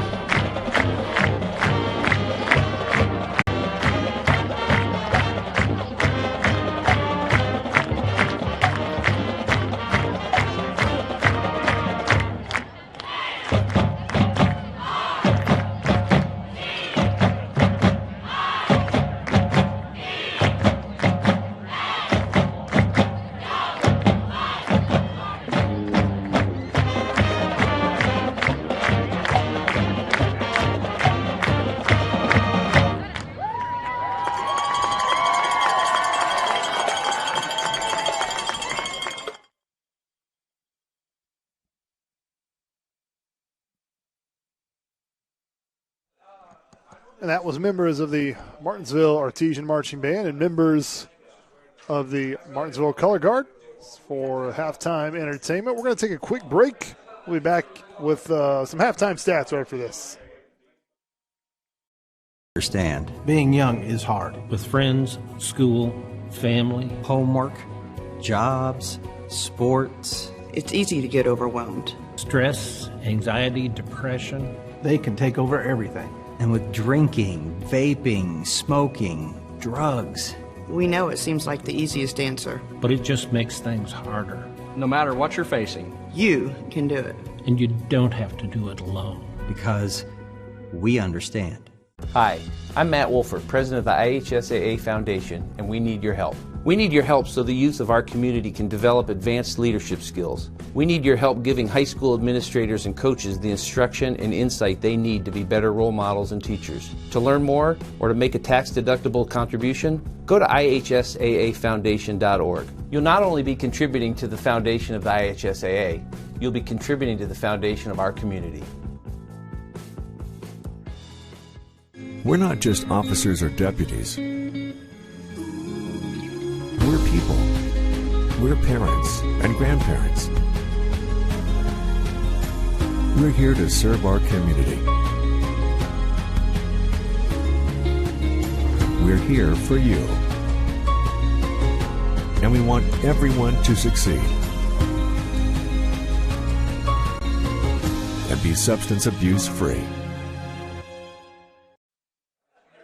And welcome back, everyone. WREP 15 Sports. Still halftime here at Satterwoods Field. On the scoreboard, the Artesians lead the Perry Meridian Falcons 21-3. Let's go ahead and take a look at some of those halftime stats, see how the Artesians are leading the Falcons 21-3. Not a whole lot of offense either side for the Artesians rushing the ball. They've got 34 yards rushing, and most of those yards came toward the end of the first half with a 20-yard run by Tyler Cox and then 18 yards for Atkins as he made it into the end zone on a 5-yard carry. For the Perry Meridian Falcons, they ran the ball a whole lot. Aiden Warren had 16 rushing attempts, but only 49 rushing yards to show for it for the Falcons. Passing the ball, once again, Martinsville late in the first half got things going a little bit better. Have 76 yards passing, most of that the 29-yard pass Tyler Cox early in the first half, 29-yard, and had a 21-yard completion. I believe that was to Braxton Dilly. Those are the big passes for Atkins, so 76 total passing yards for the Artesians. 61 total passing yards for the Falcons. Most of those yards have been caught by number 1, Reggie McDonald, who's caught all but 10 of those passing yards. So McDonald with 51 receiving yards on the night. Turnovers have been the story. That is why Artesians have a 21-0 lead. They have taken care of the football. They have not turned it over. Perry Meridian, they have turned it over 3 different times, and one of those times led to an Artesian score. They fumbled it twice, had the early fumble, just a bad handoff that led to the 29-yard touchdown pass, then fumbled it again. This time Weston Pemberton was able to pick it up, take it all the way to the end zone, and then Gavin Hart threw an interception also in that first half. So 3 turnovers for the Falcons, none for the Artesians. And then first downs, Falcons winning this battle, 9 first downs compared to the Artesians' 5. The Artesians really, like most of their offense, got most of their first downs on that last drive. Coming into before that last drive, I think they only had 2 first downs total. As the Falcons, they had a lot of first downs because that that second drive that they had that led to a field goal, they were able to get 4 or 5 first downs and really march it downfield. But Artesian defense did a nice job to turn them away and force the Falcons to only get a field goal. We've got under a minute left to go here, so we'll just keep it right here. No need to take a break. We should be getting started here within the next couple of minutes.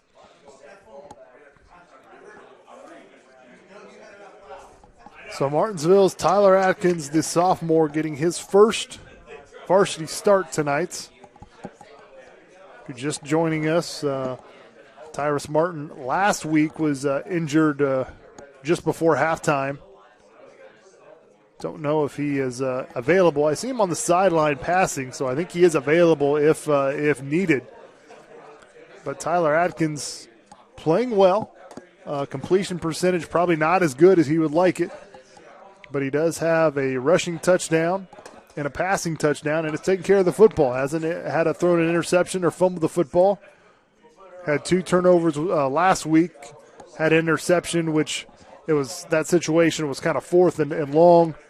Artesians had it in Whiteland territory. He just kind of threw it up, just trying to get something. And it was picked off. Then he was another drive that was close to a scoring, got hit from behind and fumbled it. So had 2 turnovers last week in the second half. In this first half tonight, no turnovers for Tyler Atkins. So he's taking care of the football, has a rushing touchdown and a passing touchdown, and has, most importantly, the Artesians with a 21-3 lead.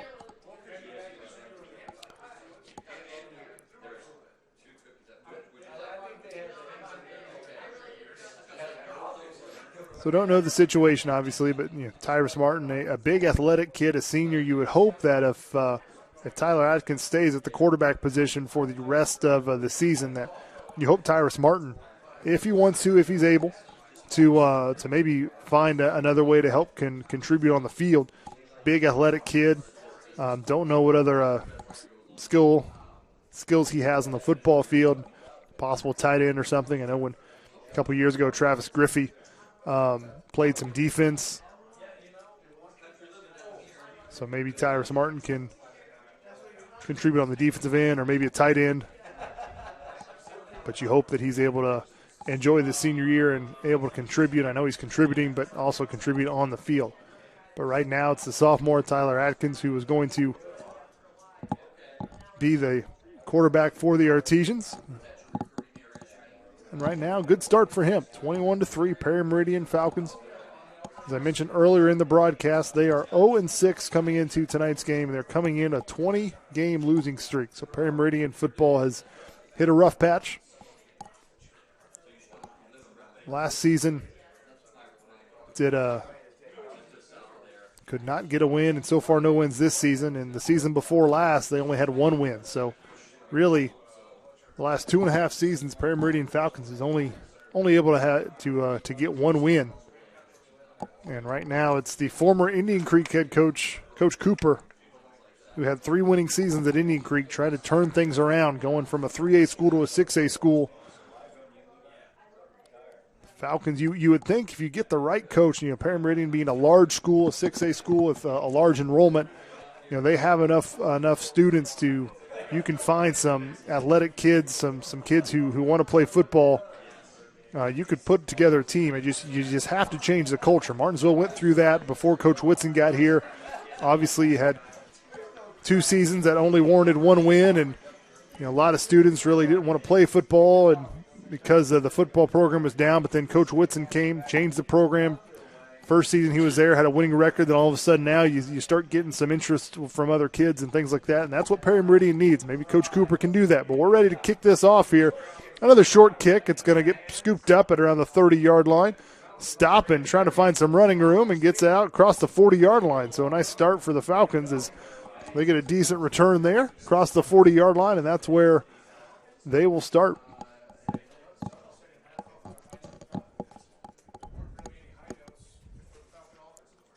So this could be a different story if Perry Meridian could cut down on the turnovers. Their offense is kind of difficult to scheme against, and Coach Duggar talked about this on the coaches show because they just do so many different things. And, they don't stick with one thing. They kind of change it up game to game, and you see they've had players play multiple positions. But right now it's Gavin Hart dropping back to pass, and he's going to throw it in a little miscommunication. Hart just kind of threw it over his head. So second down coming up for the Falcons.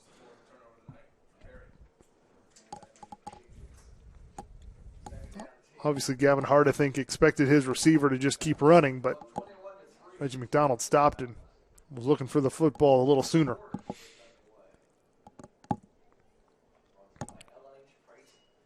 Hands it off to Aiden Warren. And Aiden Warren breaks a few tackles, bounces it to the outside, and dives forward for a couple yards. But he probably ran about 5 or 6 yards, but was only able to get about 2 yards on that carry.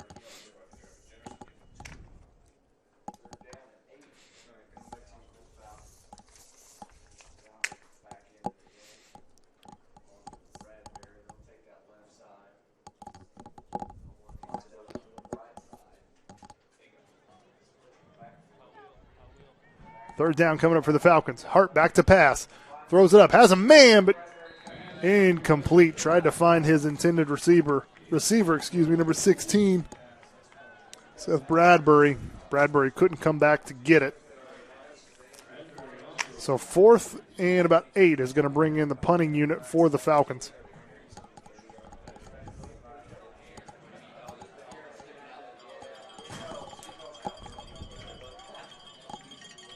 And a high snap, have to come and go up and get it, and the punt is going to take a Falcon roll, and wow, that's going to stay inbounds up the sideline and be downed around the 10-yard line. So a great punt, great roll for the Falcons, and Martinsville's offense will have to take over around the 10-yard line. So Artesian defense does a nice job, gets a 3-and-out stop. But after a nice punt, the offense backed up a little bit. Let's see if they can continue on their long scoring drive they had right before the end of the first half.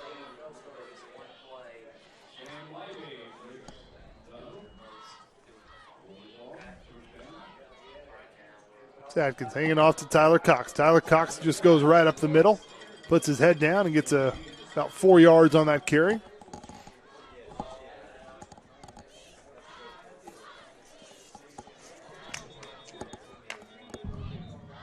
Have a stoppage of play. Looks like there's a Martinsville lineman who is down.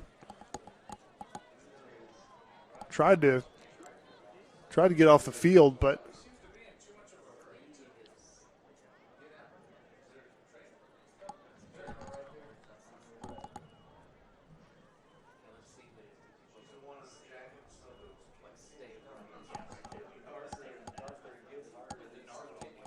so as the Martinsville player is looked at, stoppage play here. Can't tell who it was. It was an offensive lineman who tried to get off the field his own power, then decided against it. Looks like he's left leg, so hopefully it's not a serious injury. And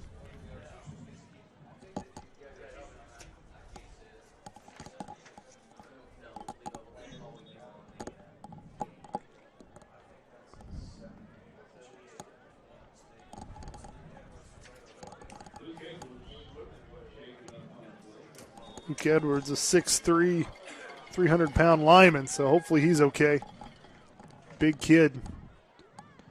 He will be missed on that offensive line if he can't come back out there. And Atkins, quick throw. Gets it to LaFerry, who makes one man miss and gets it across or near the 20-yard line. Just shy of the 20 maybe.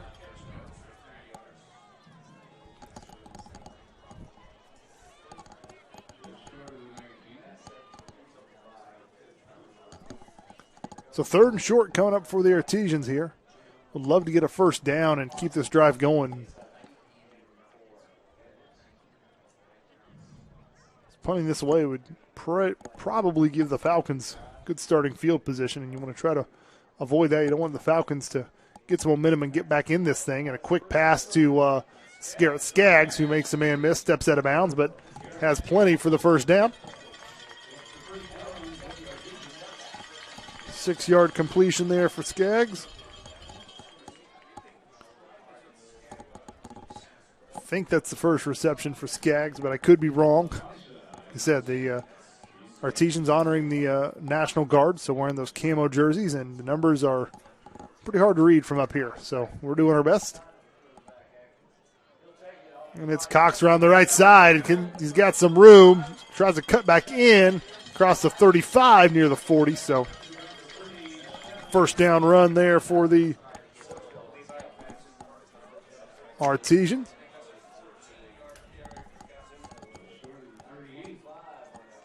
Artesians starting to lean on Tyler Cox a little bit more now. He only had 4 carries. Did have the touchdown reception. Only had 4 carries in that first half, so carry number 6 for Tyler Cox. And carry number 7, but this time not as much room as he had on that last 14-yard run. This one for maybe a yard.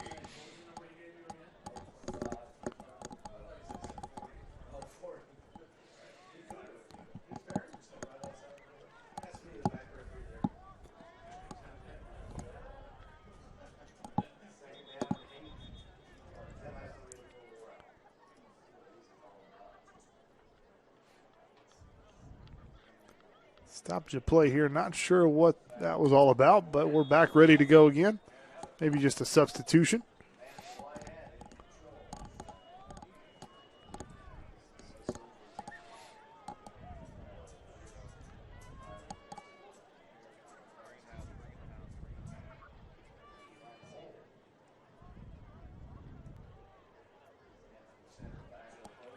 Atkins back to throw. Has a man. It's caught. And out of bounds, it's Garrett Skaggs again. And just beyond the first down marker. 10-yard completion there. So Garrett Skaggs with a couple of catches this drive. You see Tyler Atkins getting a little bit of rhythm here. Getting a little bit more comfortable in that quarterback position as this game goes on. And hands off. Tyler Cox shakes the defender at the 40, 30, 20. Can he outrun this one? He's still trying to fight for extra yardage, but look at that run all the way across the 15-yard line.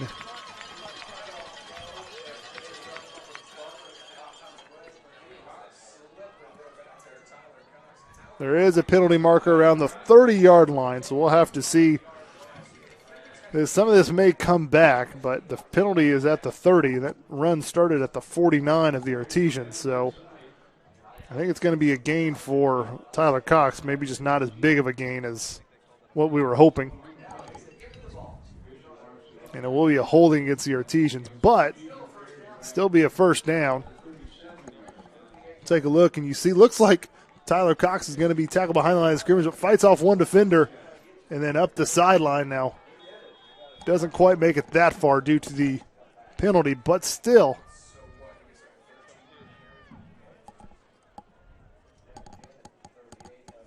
A 12-yard pickup there for Tyler Cox and a first down for the Artesians. Atkins, oh, he had a man. That linebacker was able to knock that down. We've got a Perry player down, and there's not. I want to get a trainer out here quick because Perry Meridian player, I think, all right, he's moving his arm now. At first, he didn't see a whole lot of movement there, but now we're seeing a little bit of movement there from that Perry Meridian player. So,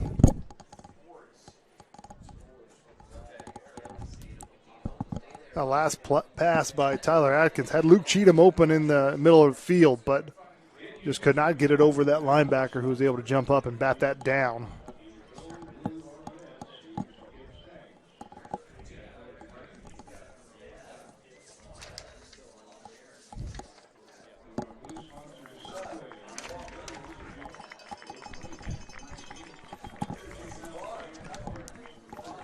So real quick, we've got a break in the action. Going to go ahead and just shout out a special thank you from the MHS Rewind class. I would like to give a special thank you to a couple of people who helped out this week by allowing the students to use their facility to shoot some of their short films. I want to give a shout out to and a thank you to Liberty Christian Church. Students were there Thursday and Friday filming. And also thank you to Neil and Summers as well. Students were there today and got a big help from their crew, Michelle Neal, Corbin Kinder, and Jamie Cook. So thank you, Liberty Christian Church and Neil and Summers, for kind of helping out these MHS Rewind students. As a lot of these students do short films and different things and sometimes need the help of the community. So thank you to Liberty Christian Church and Neil and Summers for helping those students out and helping them learn and advance in their class. Back to action here, incomplete.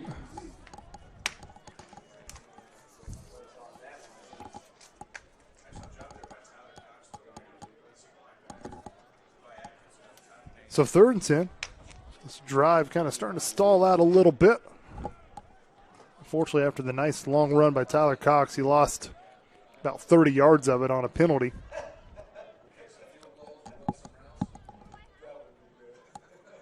Ferry in motion. Quick pass out to Skaggs. Skaggs trying to get the lead blocker. Skaggs gets it across the 35.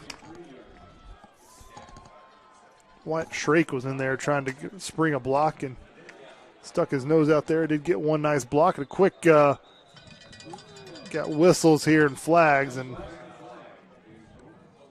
I don't think Perry Meridian was really ready for that quick snap.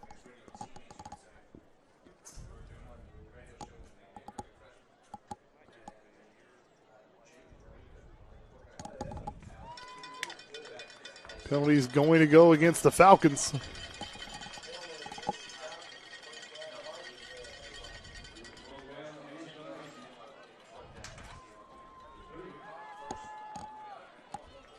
And that will bring up a 4th and very, very short one.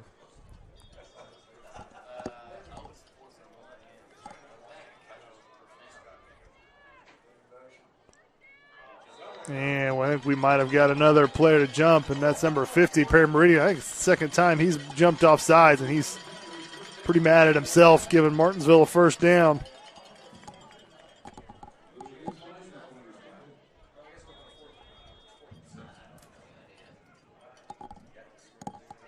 So first down now for the Artesians. They've had this football for almost the entire third quarter. This drive, if you remember, started back at their own 10-yard line. Adkins, he's going to throw it up. He's got Garrett Skaggs, and he could not bring it down. The Perry Meridian defender was able to recover.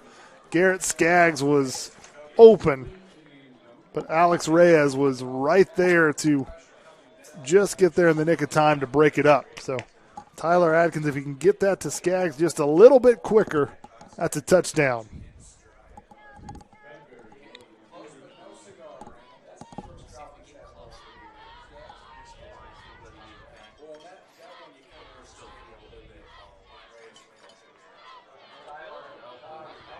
Tyler Cox nowhere to go that time. Couldn't break that defender like he did last time. Lost actually probably 2 or 3 yards there on that carry.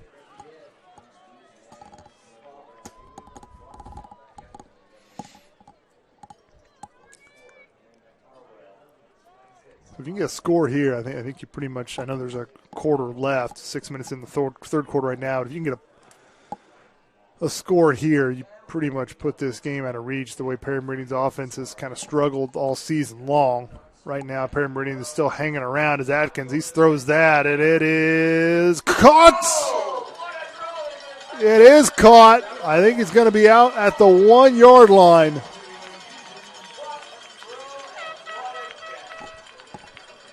"24-yard pass play completed.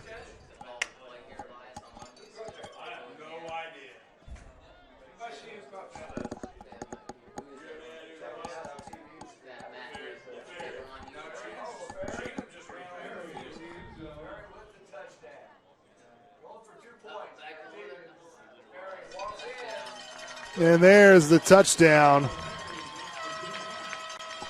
LaFerry with the score.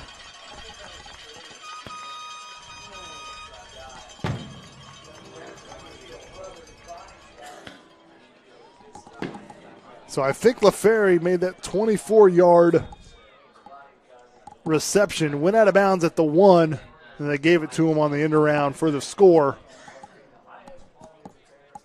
So LaFerry with the touchdown, and Ethan Hanlon with the extra point. And Artesians do get that score, and they turn in a 90-yard drive into 7 points. 28-3. Artesians lead big here, Sidowitz Field, against the Perry Meridian Falcons. And like I said, obviously this game is far from over. But what I've seen from Perry Meridian's offense today and this season, we're going to go back, take a highlight here. This is a touchdown. There's LaFerry going around the left side, finds a corner. Nobody there, so he's walking into the end zone. Weston Pemberton, excuse me. That was Weston Pemberton, not LaFerry.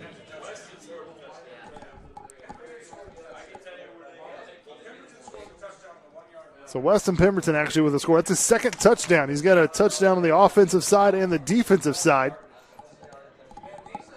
So it was LaFerry with the 24-yard reception that set up the touchdown, and then it was Weston Pemberton going around the left side for the score. So a big night for Weston Pemberton.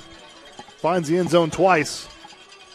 Once on the fumble recovery, then once on the offensive side there. 5:43 left to go in the second half here.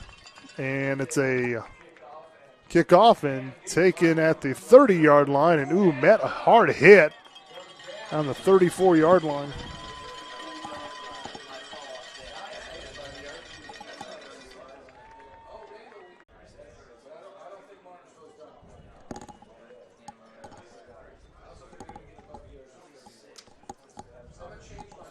And here's the play, the catch by LaFerry. Great catch to set up that touchdown.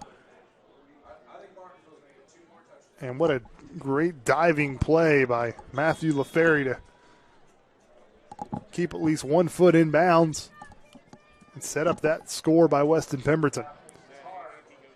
And Hart with the play and a jersey tackle there.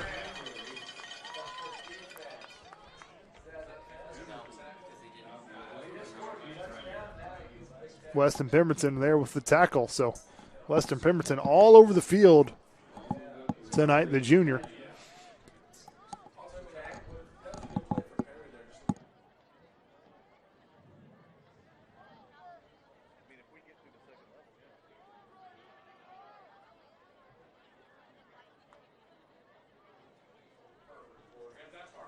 Turns it around, hands it off to Aiden Warren. Aiden Warren lowers his head and gets it across the 45 for a first down.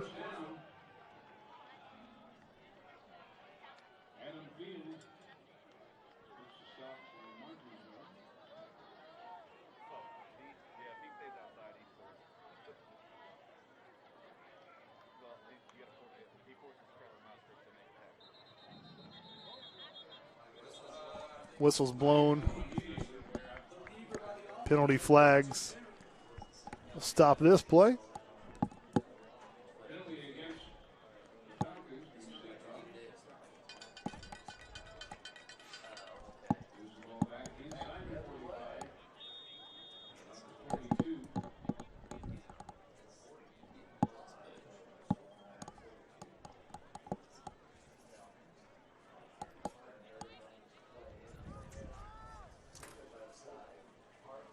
So after the penalty, 1st and 15.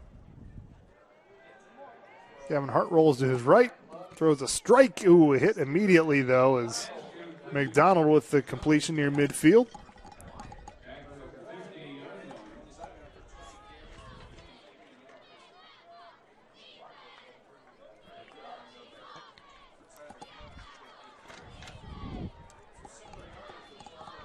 So second down coming up for the Falcons. Here in the third quarter, it's Aiden Warden, and Aiden Warren finds very little running room there.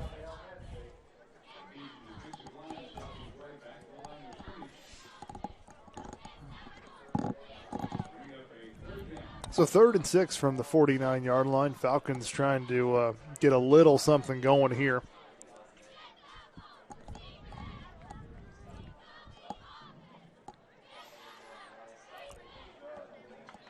Hart tried to get it to receiver number 16 there, but Seth Bradbury was kind of held up by the Martinsville defender. I think that was Mosgrove who was keeping the receiver from being where he wants to be, and Meridian will try to punt this away again.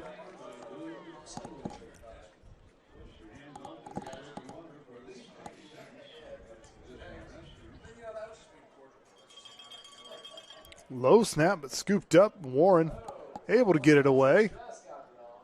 Be taken at around the 15 and across the 20. Far side there, Artesian offense will come back on the field. So Artesian defense really having a nice nice bounce back game. Actually, everyone after last week's having a really nice bounce back game after the 38-0 loss to Whiteland. I know the defense has given up some points to Decatur Central, Franklin, and Whiteland. So good to see the defense also have a really good game.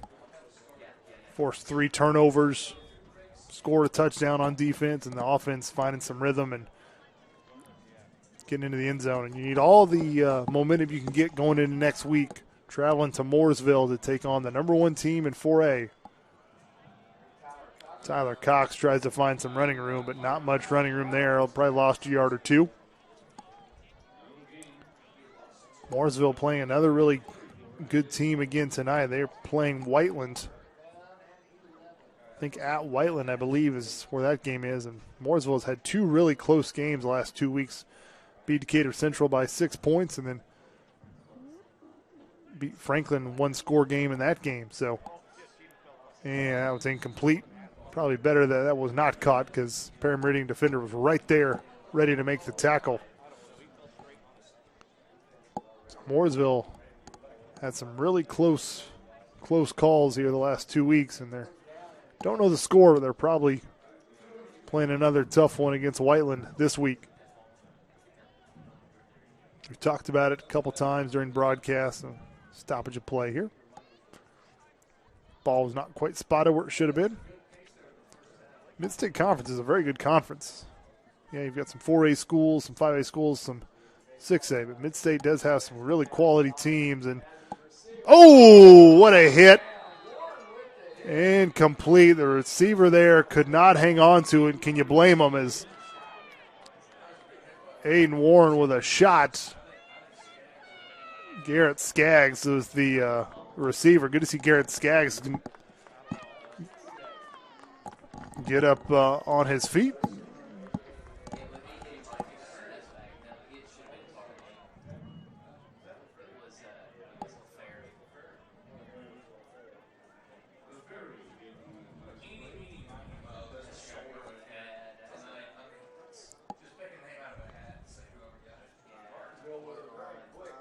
That was a look at the hit that the Martinsville player took, and it looks like it was actually Matthew LaFerry, not Garrett Skaggs, who took that shot.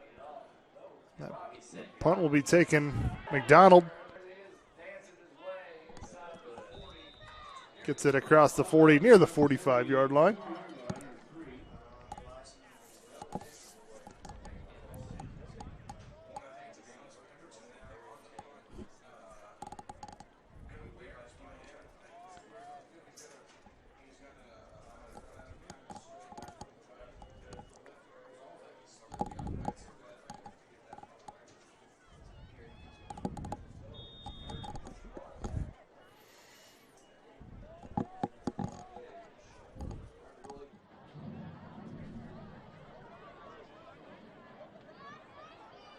Shot of Matthew LaFerry, who took that hit, and he's on a knee right now, but not really being checked out by any medical. And Hart trying to pass it deep, but I think a Martinsville player is there to pick it off. The fourth takeaway by this Artesian defense tonight.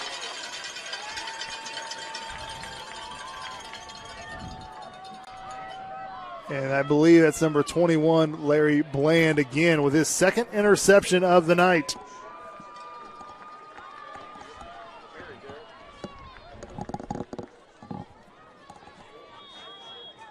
So Larry Bland is, I believe, his fifth interception on the season.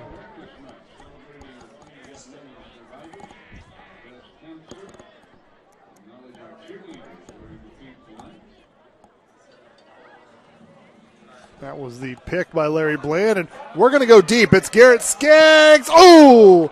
It was off the Perry Meridian defender, then off Garrett Skaggs. Tyler Atkins was going for a deep throw there. Could not come down with it.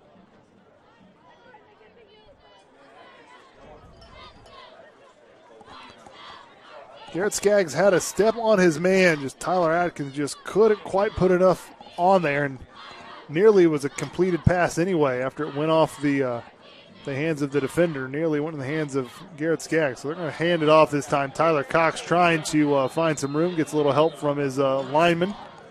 Push forward for a couple yards.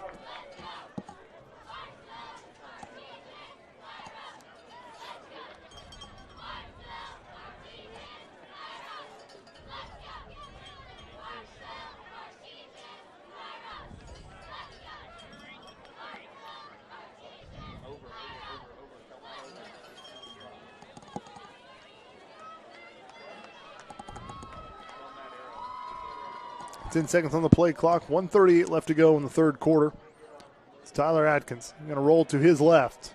Looking, he's going to go down the sideline. He's got a man. It is caught down at the 30-yard line. Another big I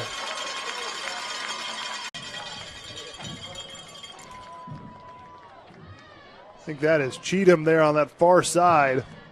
Came down with that. And what's really exciting if you're a Martinsville fan with this offense is Tyler Atkins, sophomore. Luke Cheatham, sophomore. Garrett Skaggs, sophomore. So you've got several sophomore trio there, skill position players that you know you've got 2 more years with. So let them develop a little bit more, and you could have an exciting offense. And they go right back to Cheatham, I think, on that far side, and a catch at near the 25-yard line.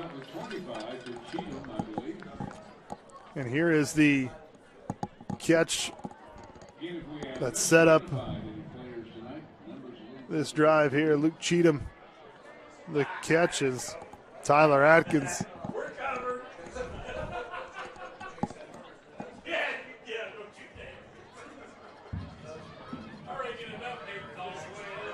Atkins got a man open inside the 15-yard line.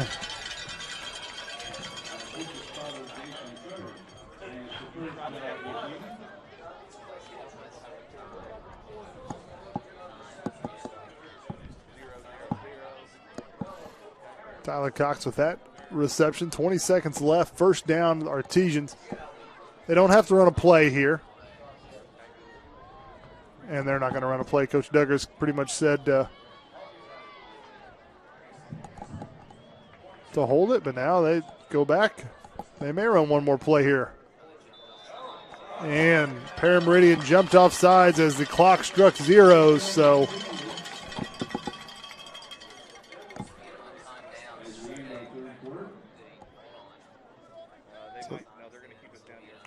offsides on Meridian. I think we'll have an untimed down here, 1st and 5 from the 9-yard line.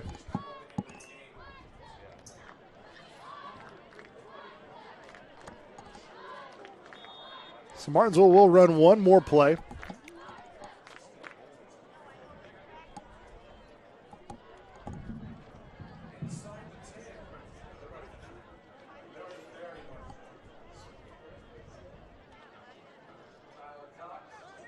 It's Atkins with it around the left side. He's going to throw it.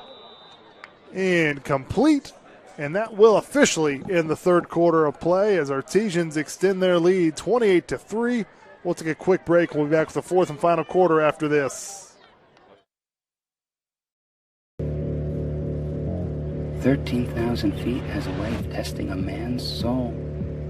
After all, you were never meant to take on such an endeavor. That long drop is what separates human from superhuman. And here we are, right here, right now. You're good at motivation, we're good at your insurance.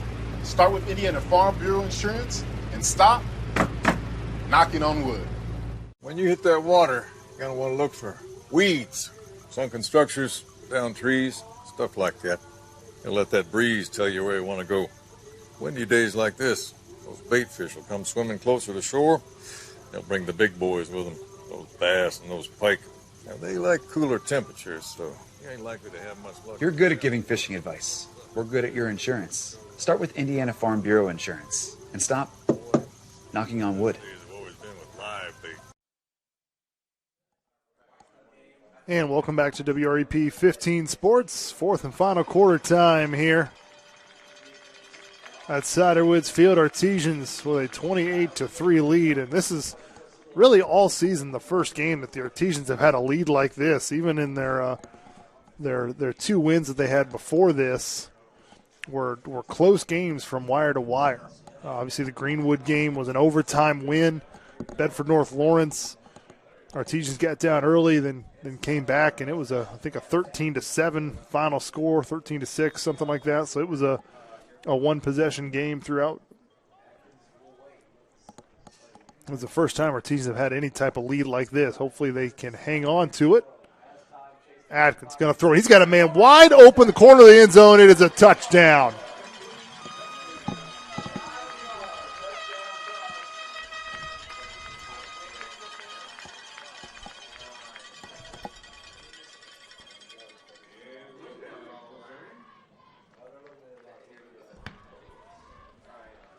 Here's the highlight. Atkins rolls out, and then the receiver he finds just wide open, kind of in that back corner of the end zone for the touchdown score.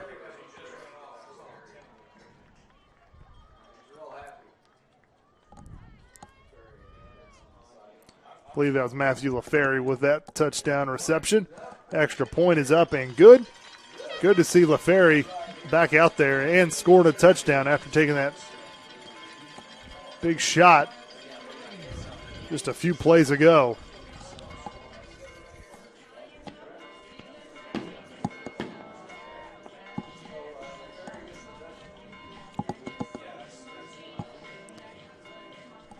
So 35-3.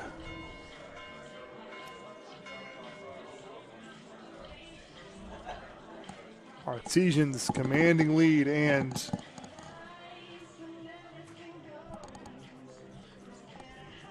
Artesians looking to get their third win of the season, second in the conference.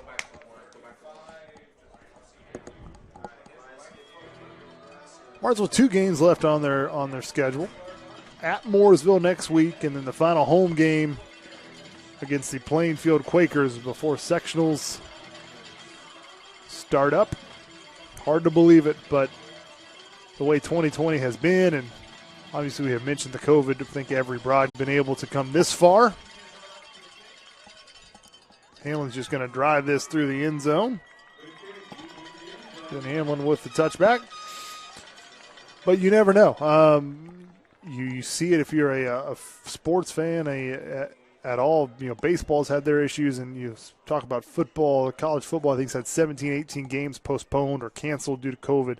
NFL just this week with Tennessee Titans has had their first COVID scare and their first postponement of football. So you're just thankful that Artesians so far have been able to play every game that's been originally scheduled. Doesn't mean that the next 2 games will go as planned. We hope they do, but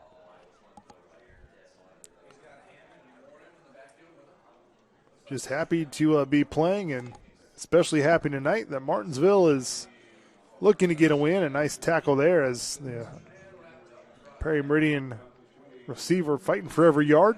So good to see that on that side, as even though Perry Meridian has not won a game yet and behind quite a bit tonight, is still fighting for every yard they can get. So that's what Coach Cooper needs, the first-year head coach here at Perry Meridian High School.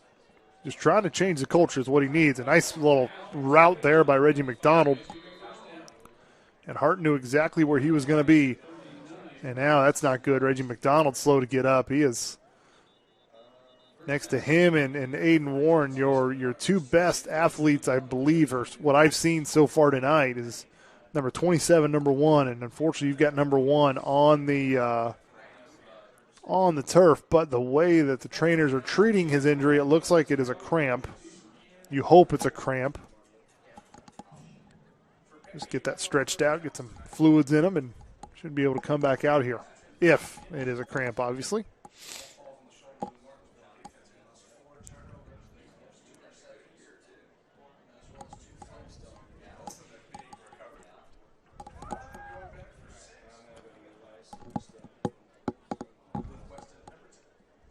What has been impressive so far tonight for the sophomore quarterback Tyler Atkins is, yes, Tyler has multiple passing touchdowns. He's got a rushing touchdown, but I think more important is he has taken care of the football. Has not thrown any interceptions, not fumbled it. And just by taking care of the football and being able to get a rhythm, give your offense a rhythm, can be so beneficial.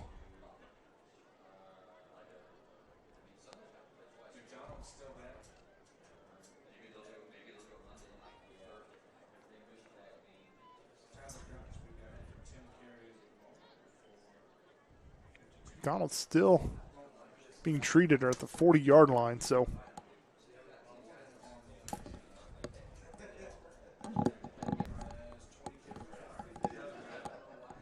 go back and look at the last touchdown scored. Atkins rolls to his right and then finds Matthew LaFerry, and you can see not a single defender until right there.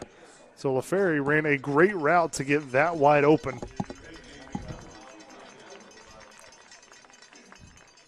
Reggie McDonald gets help to his feet and is able to, with the assistance of a couple trainers, walk off to his sideline. Hate to see that, though, as, like I mentioned, Perry Meridian, probably one of the two best athletes on this football team is number 1 McDonald and then number 27, Aiden Warren.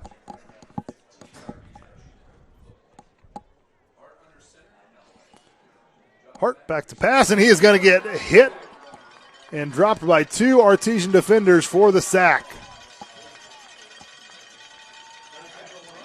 Nigel Bryant in there on the sack, and then also Tanner Smith.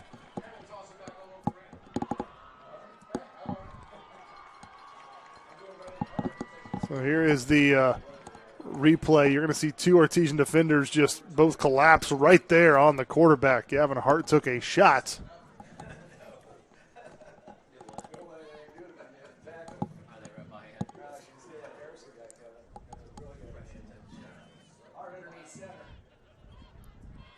Hart just hands it off to Aiden Warren this time, who tries to get a little bit of running room. Not a whole lot, maybe a couple yards.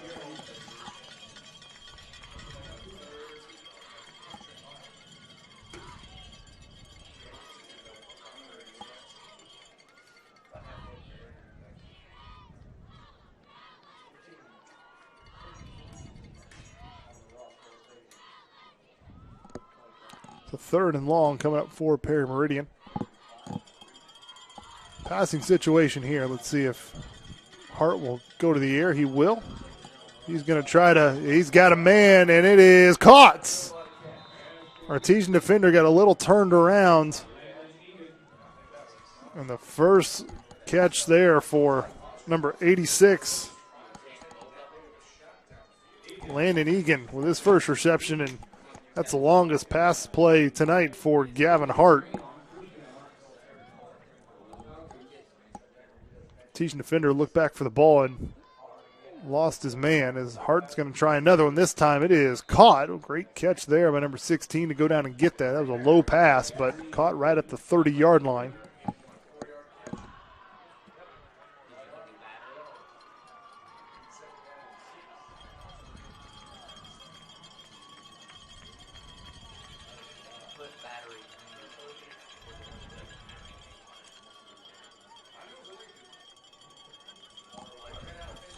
Hart back to pass.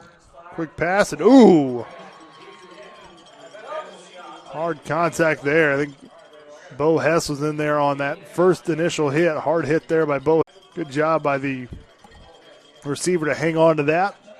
Get the first down for Perry Meridian and keep this drive alive for the Falcons. Hart back to throw, looking for his man number 16 off the fingertips. Seth Bradbury.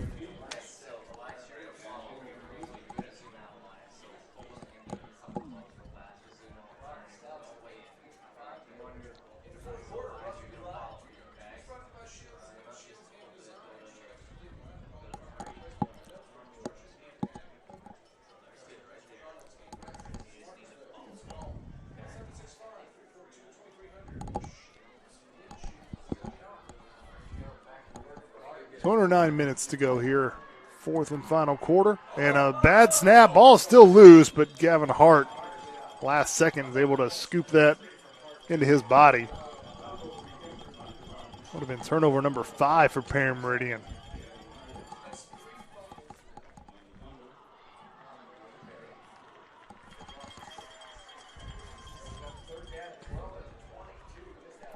Perry Meridian came in with 9 turnovers total, 7 interceptions, and 2 fumbles. They've committed 4 tonight. Hart rolls to his right. He's going to throw off his back foot. It is caught. It's McDonald who's back in there. McDonald gets tackled, but good job by Reggie McDonald to come back for that.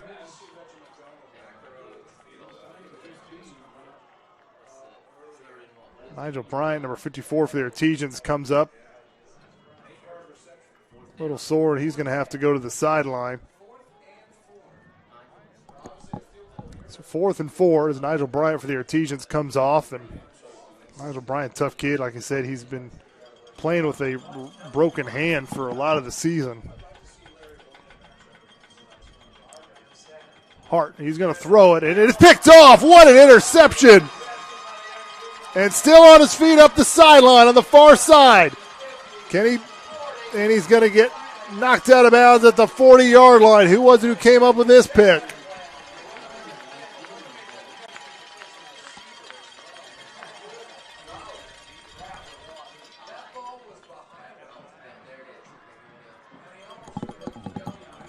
And here is the interception. That ball was, what a great grab. I think it was Adam Field, number 13. And it was Adam Field who made an absolutely great catch to snatch that football out of midair.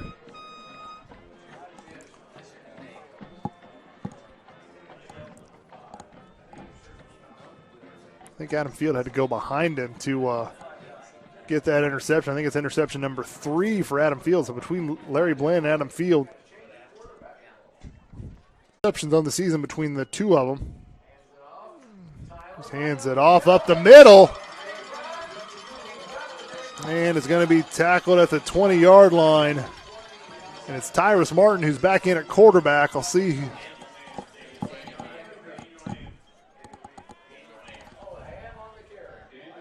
That was Daniel Ham, number 30, with the carry. I think Martinsville's going to put in some number 2s on the depth chart here.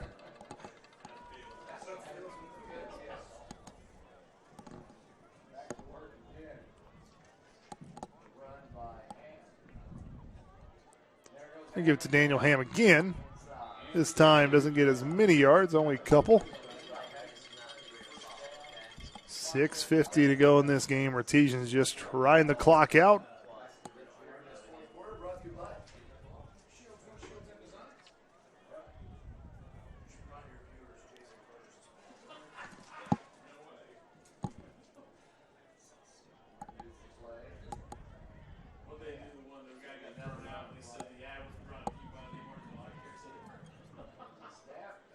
Here's a Daniel Ham again, and helmet comes off. Artesian lineman helmet comes off, so he's got to come off.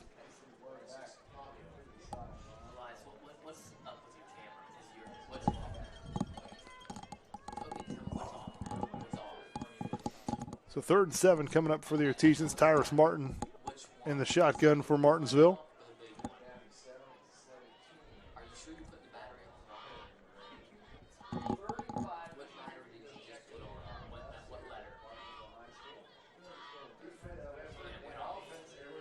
Tyrus makes a completion, and it is touchdown.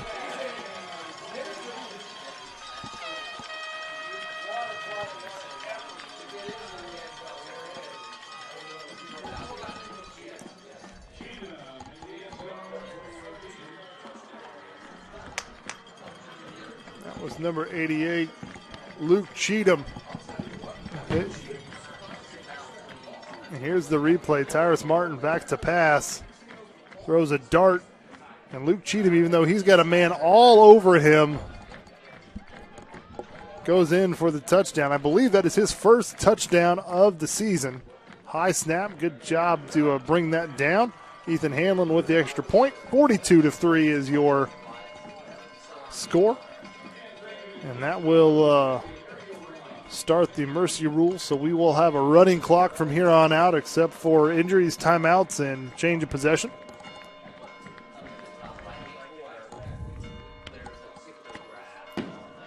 So what a turnaround week to week. Artesians, they were victim of that mercy rule late in the game against Whiteland, but now they are the ones starting the mercy rule. 42-3. And remember, this game last year, and I understand high school teams change year to year as you lose seniors and different things like that. But this game last year, Meridian was a team that did not win a game last year. This was a game that was really, really close. It's a 3-point win by Martinsville on a last-second field goal. So you kind of see the difference a season makes.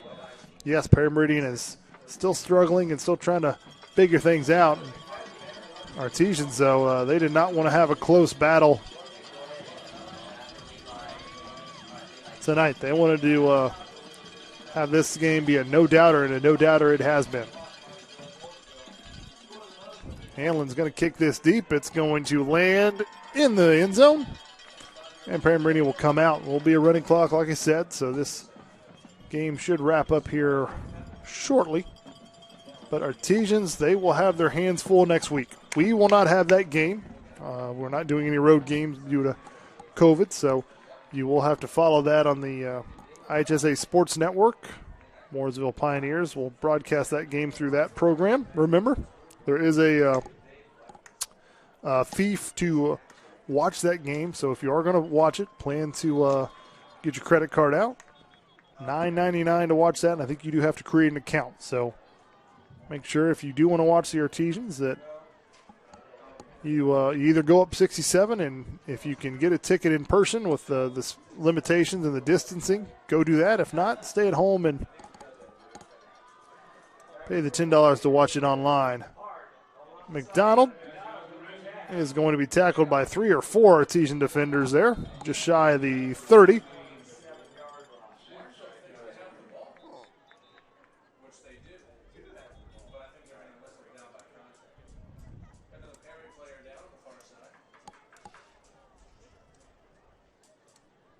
Stoppage of play. Looks like a Perry Meridian player is down, so this will stop the clock. He's back up quickly.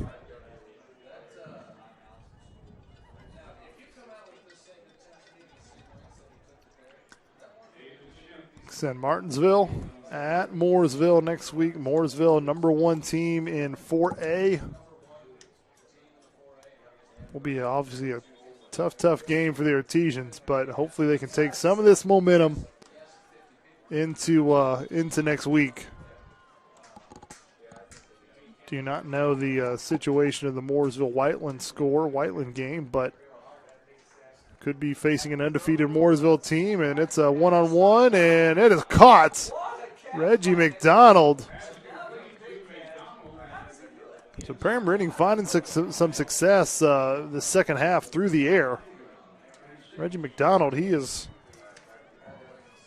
maybe close to 100 yards receiving. He's had some big catches.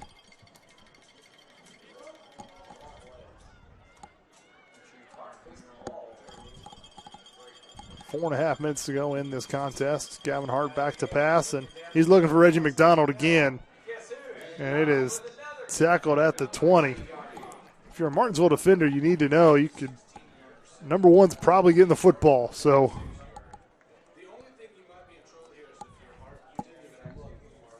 Be ready for that pass to McDonald, and if you're a defender, you can maybe jump that pass and get another interception. But this time, we're just going to give it to Aiden Warren, who's going to fall forward to the 15-yard line.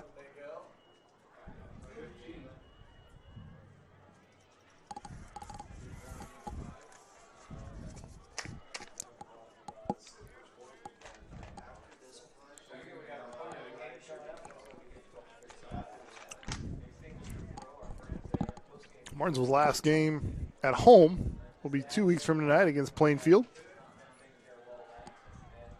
Going to try to get this to Bradbury and just out of the reach. Good effort there by number 16.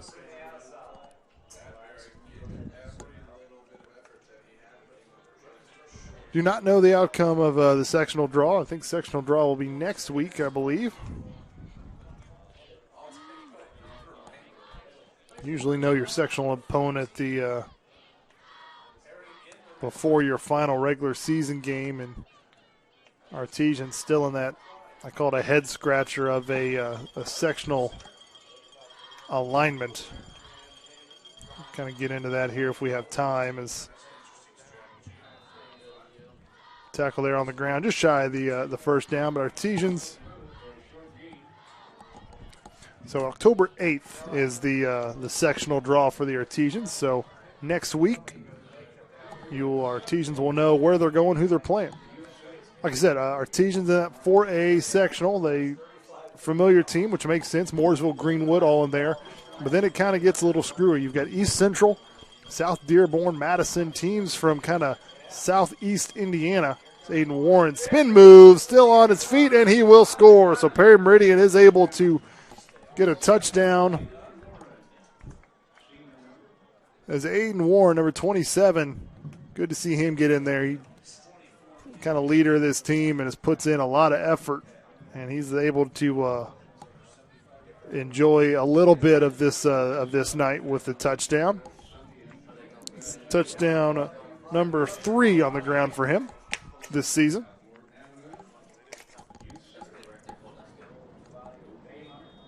I do not know the broadcasting situation for sectionals, so I'm not sure how that's going to work. But obviously, if it's a road game, more than likely we are not going to be broadcasting that as two-point conversion fails.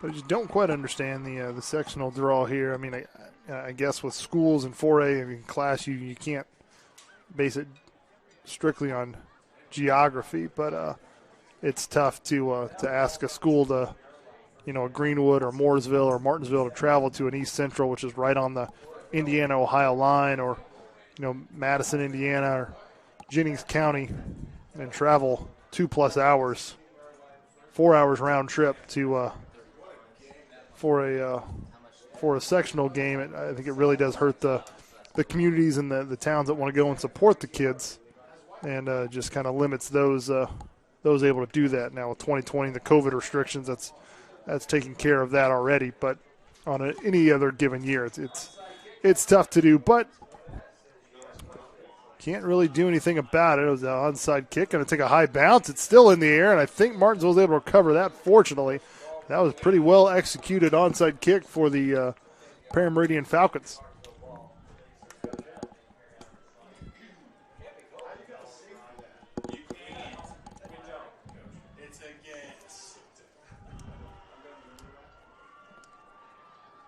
So Artesians will get the win. 1:23 officially left to go in this game. Martinsville will move to 3-4 overall, 2-3 in the conference with 2 conference games remaining.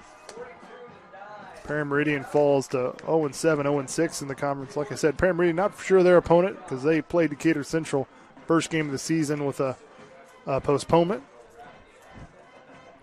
Artesians at Mooresville next week, and then Plainfield to wrap up the regular season at home the week after. Martinsville just going to be probably taking a couple knees here in this game and come away with a 42-9 victory against the Perry Meridian Falcons. I want to thank our camera crew for being out here, helping us out, run the camera, and technical director helping run this program and able to bring this game to you live from the comfort of your own home.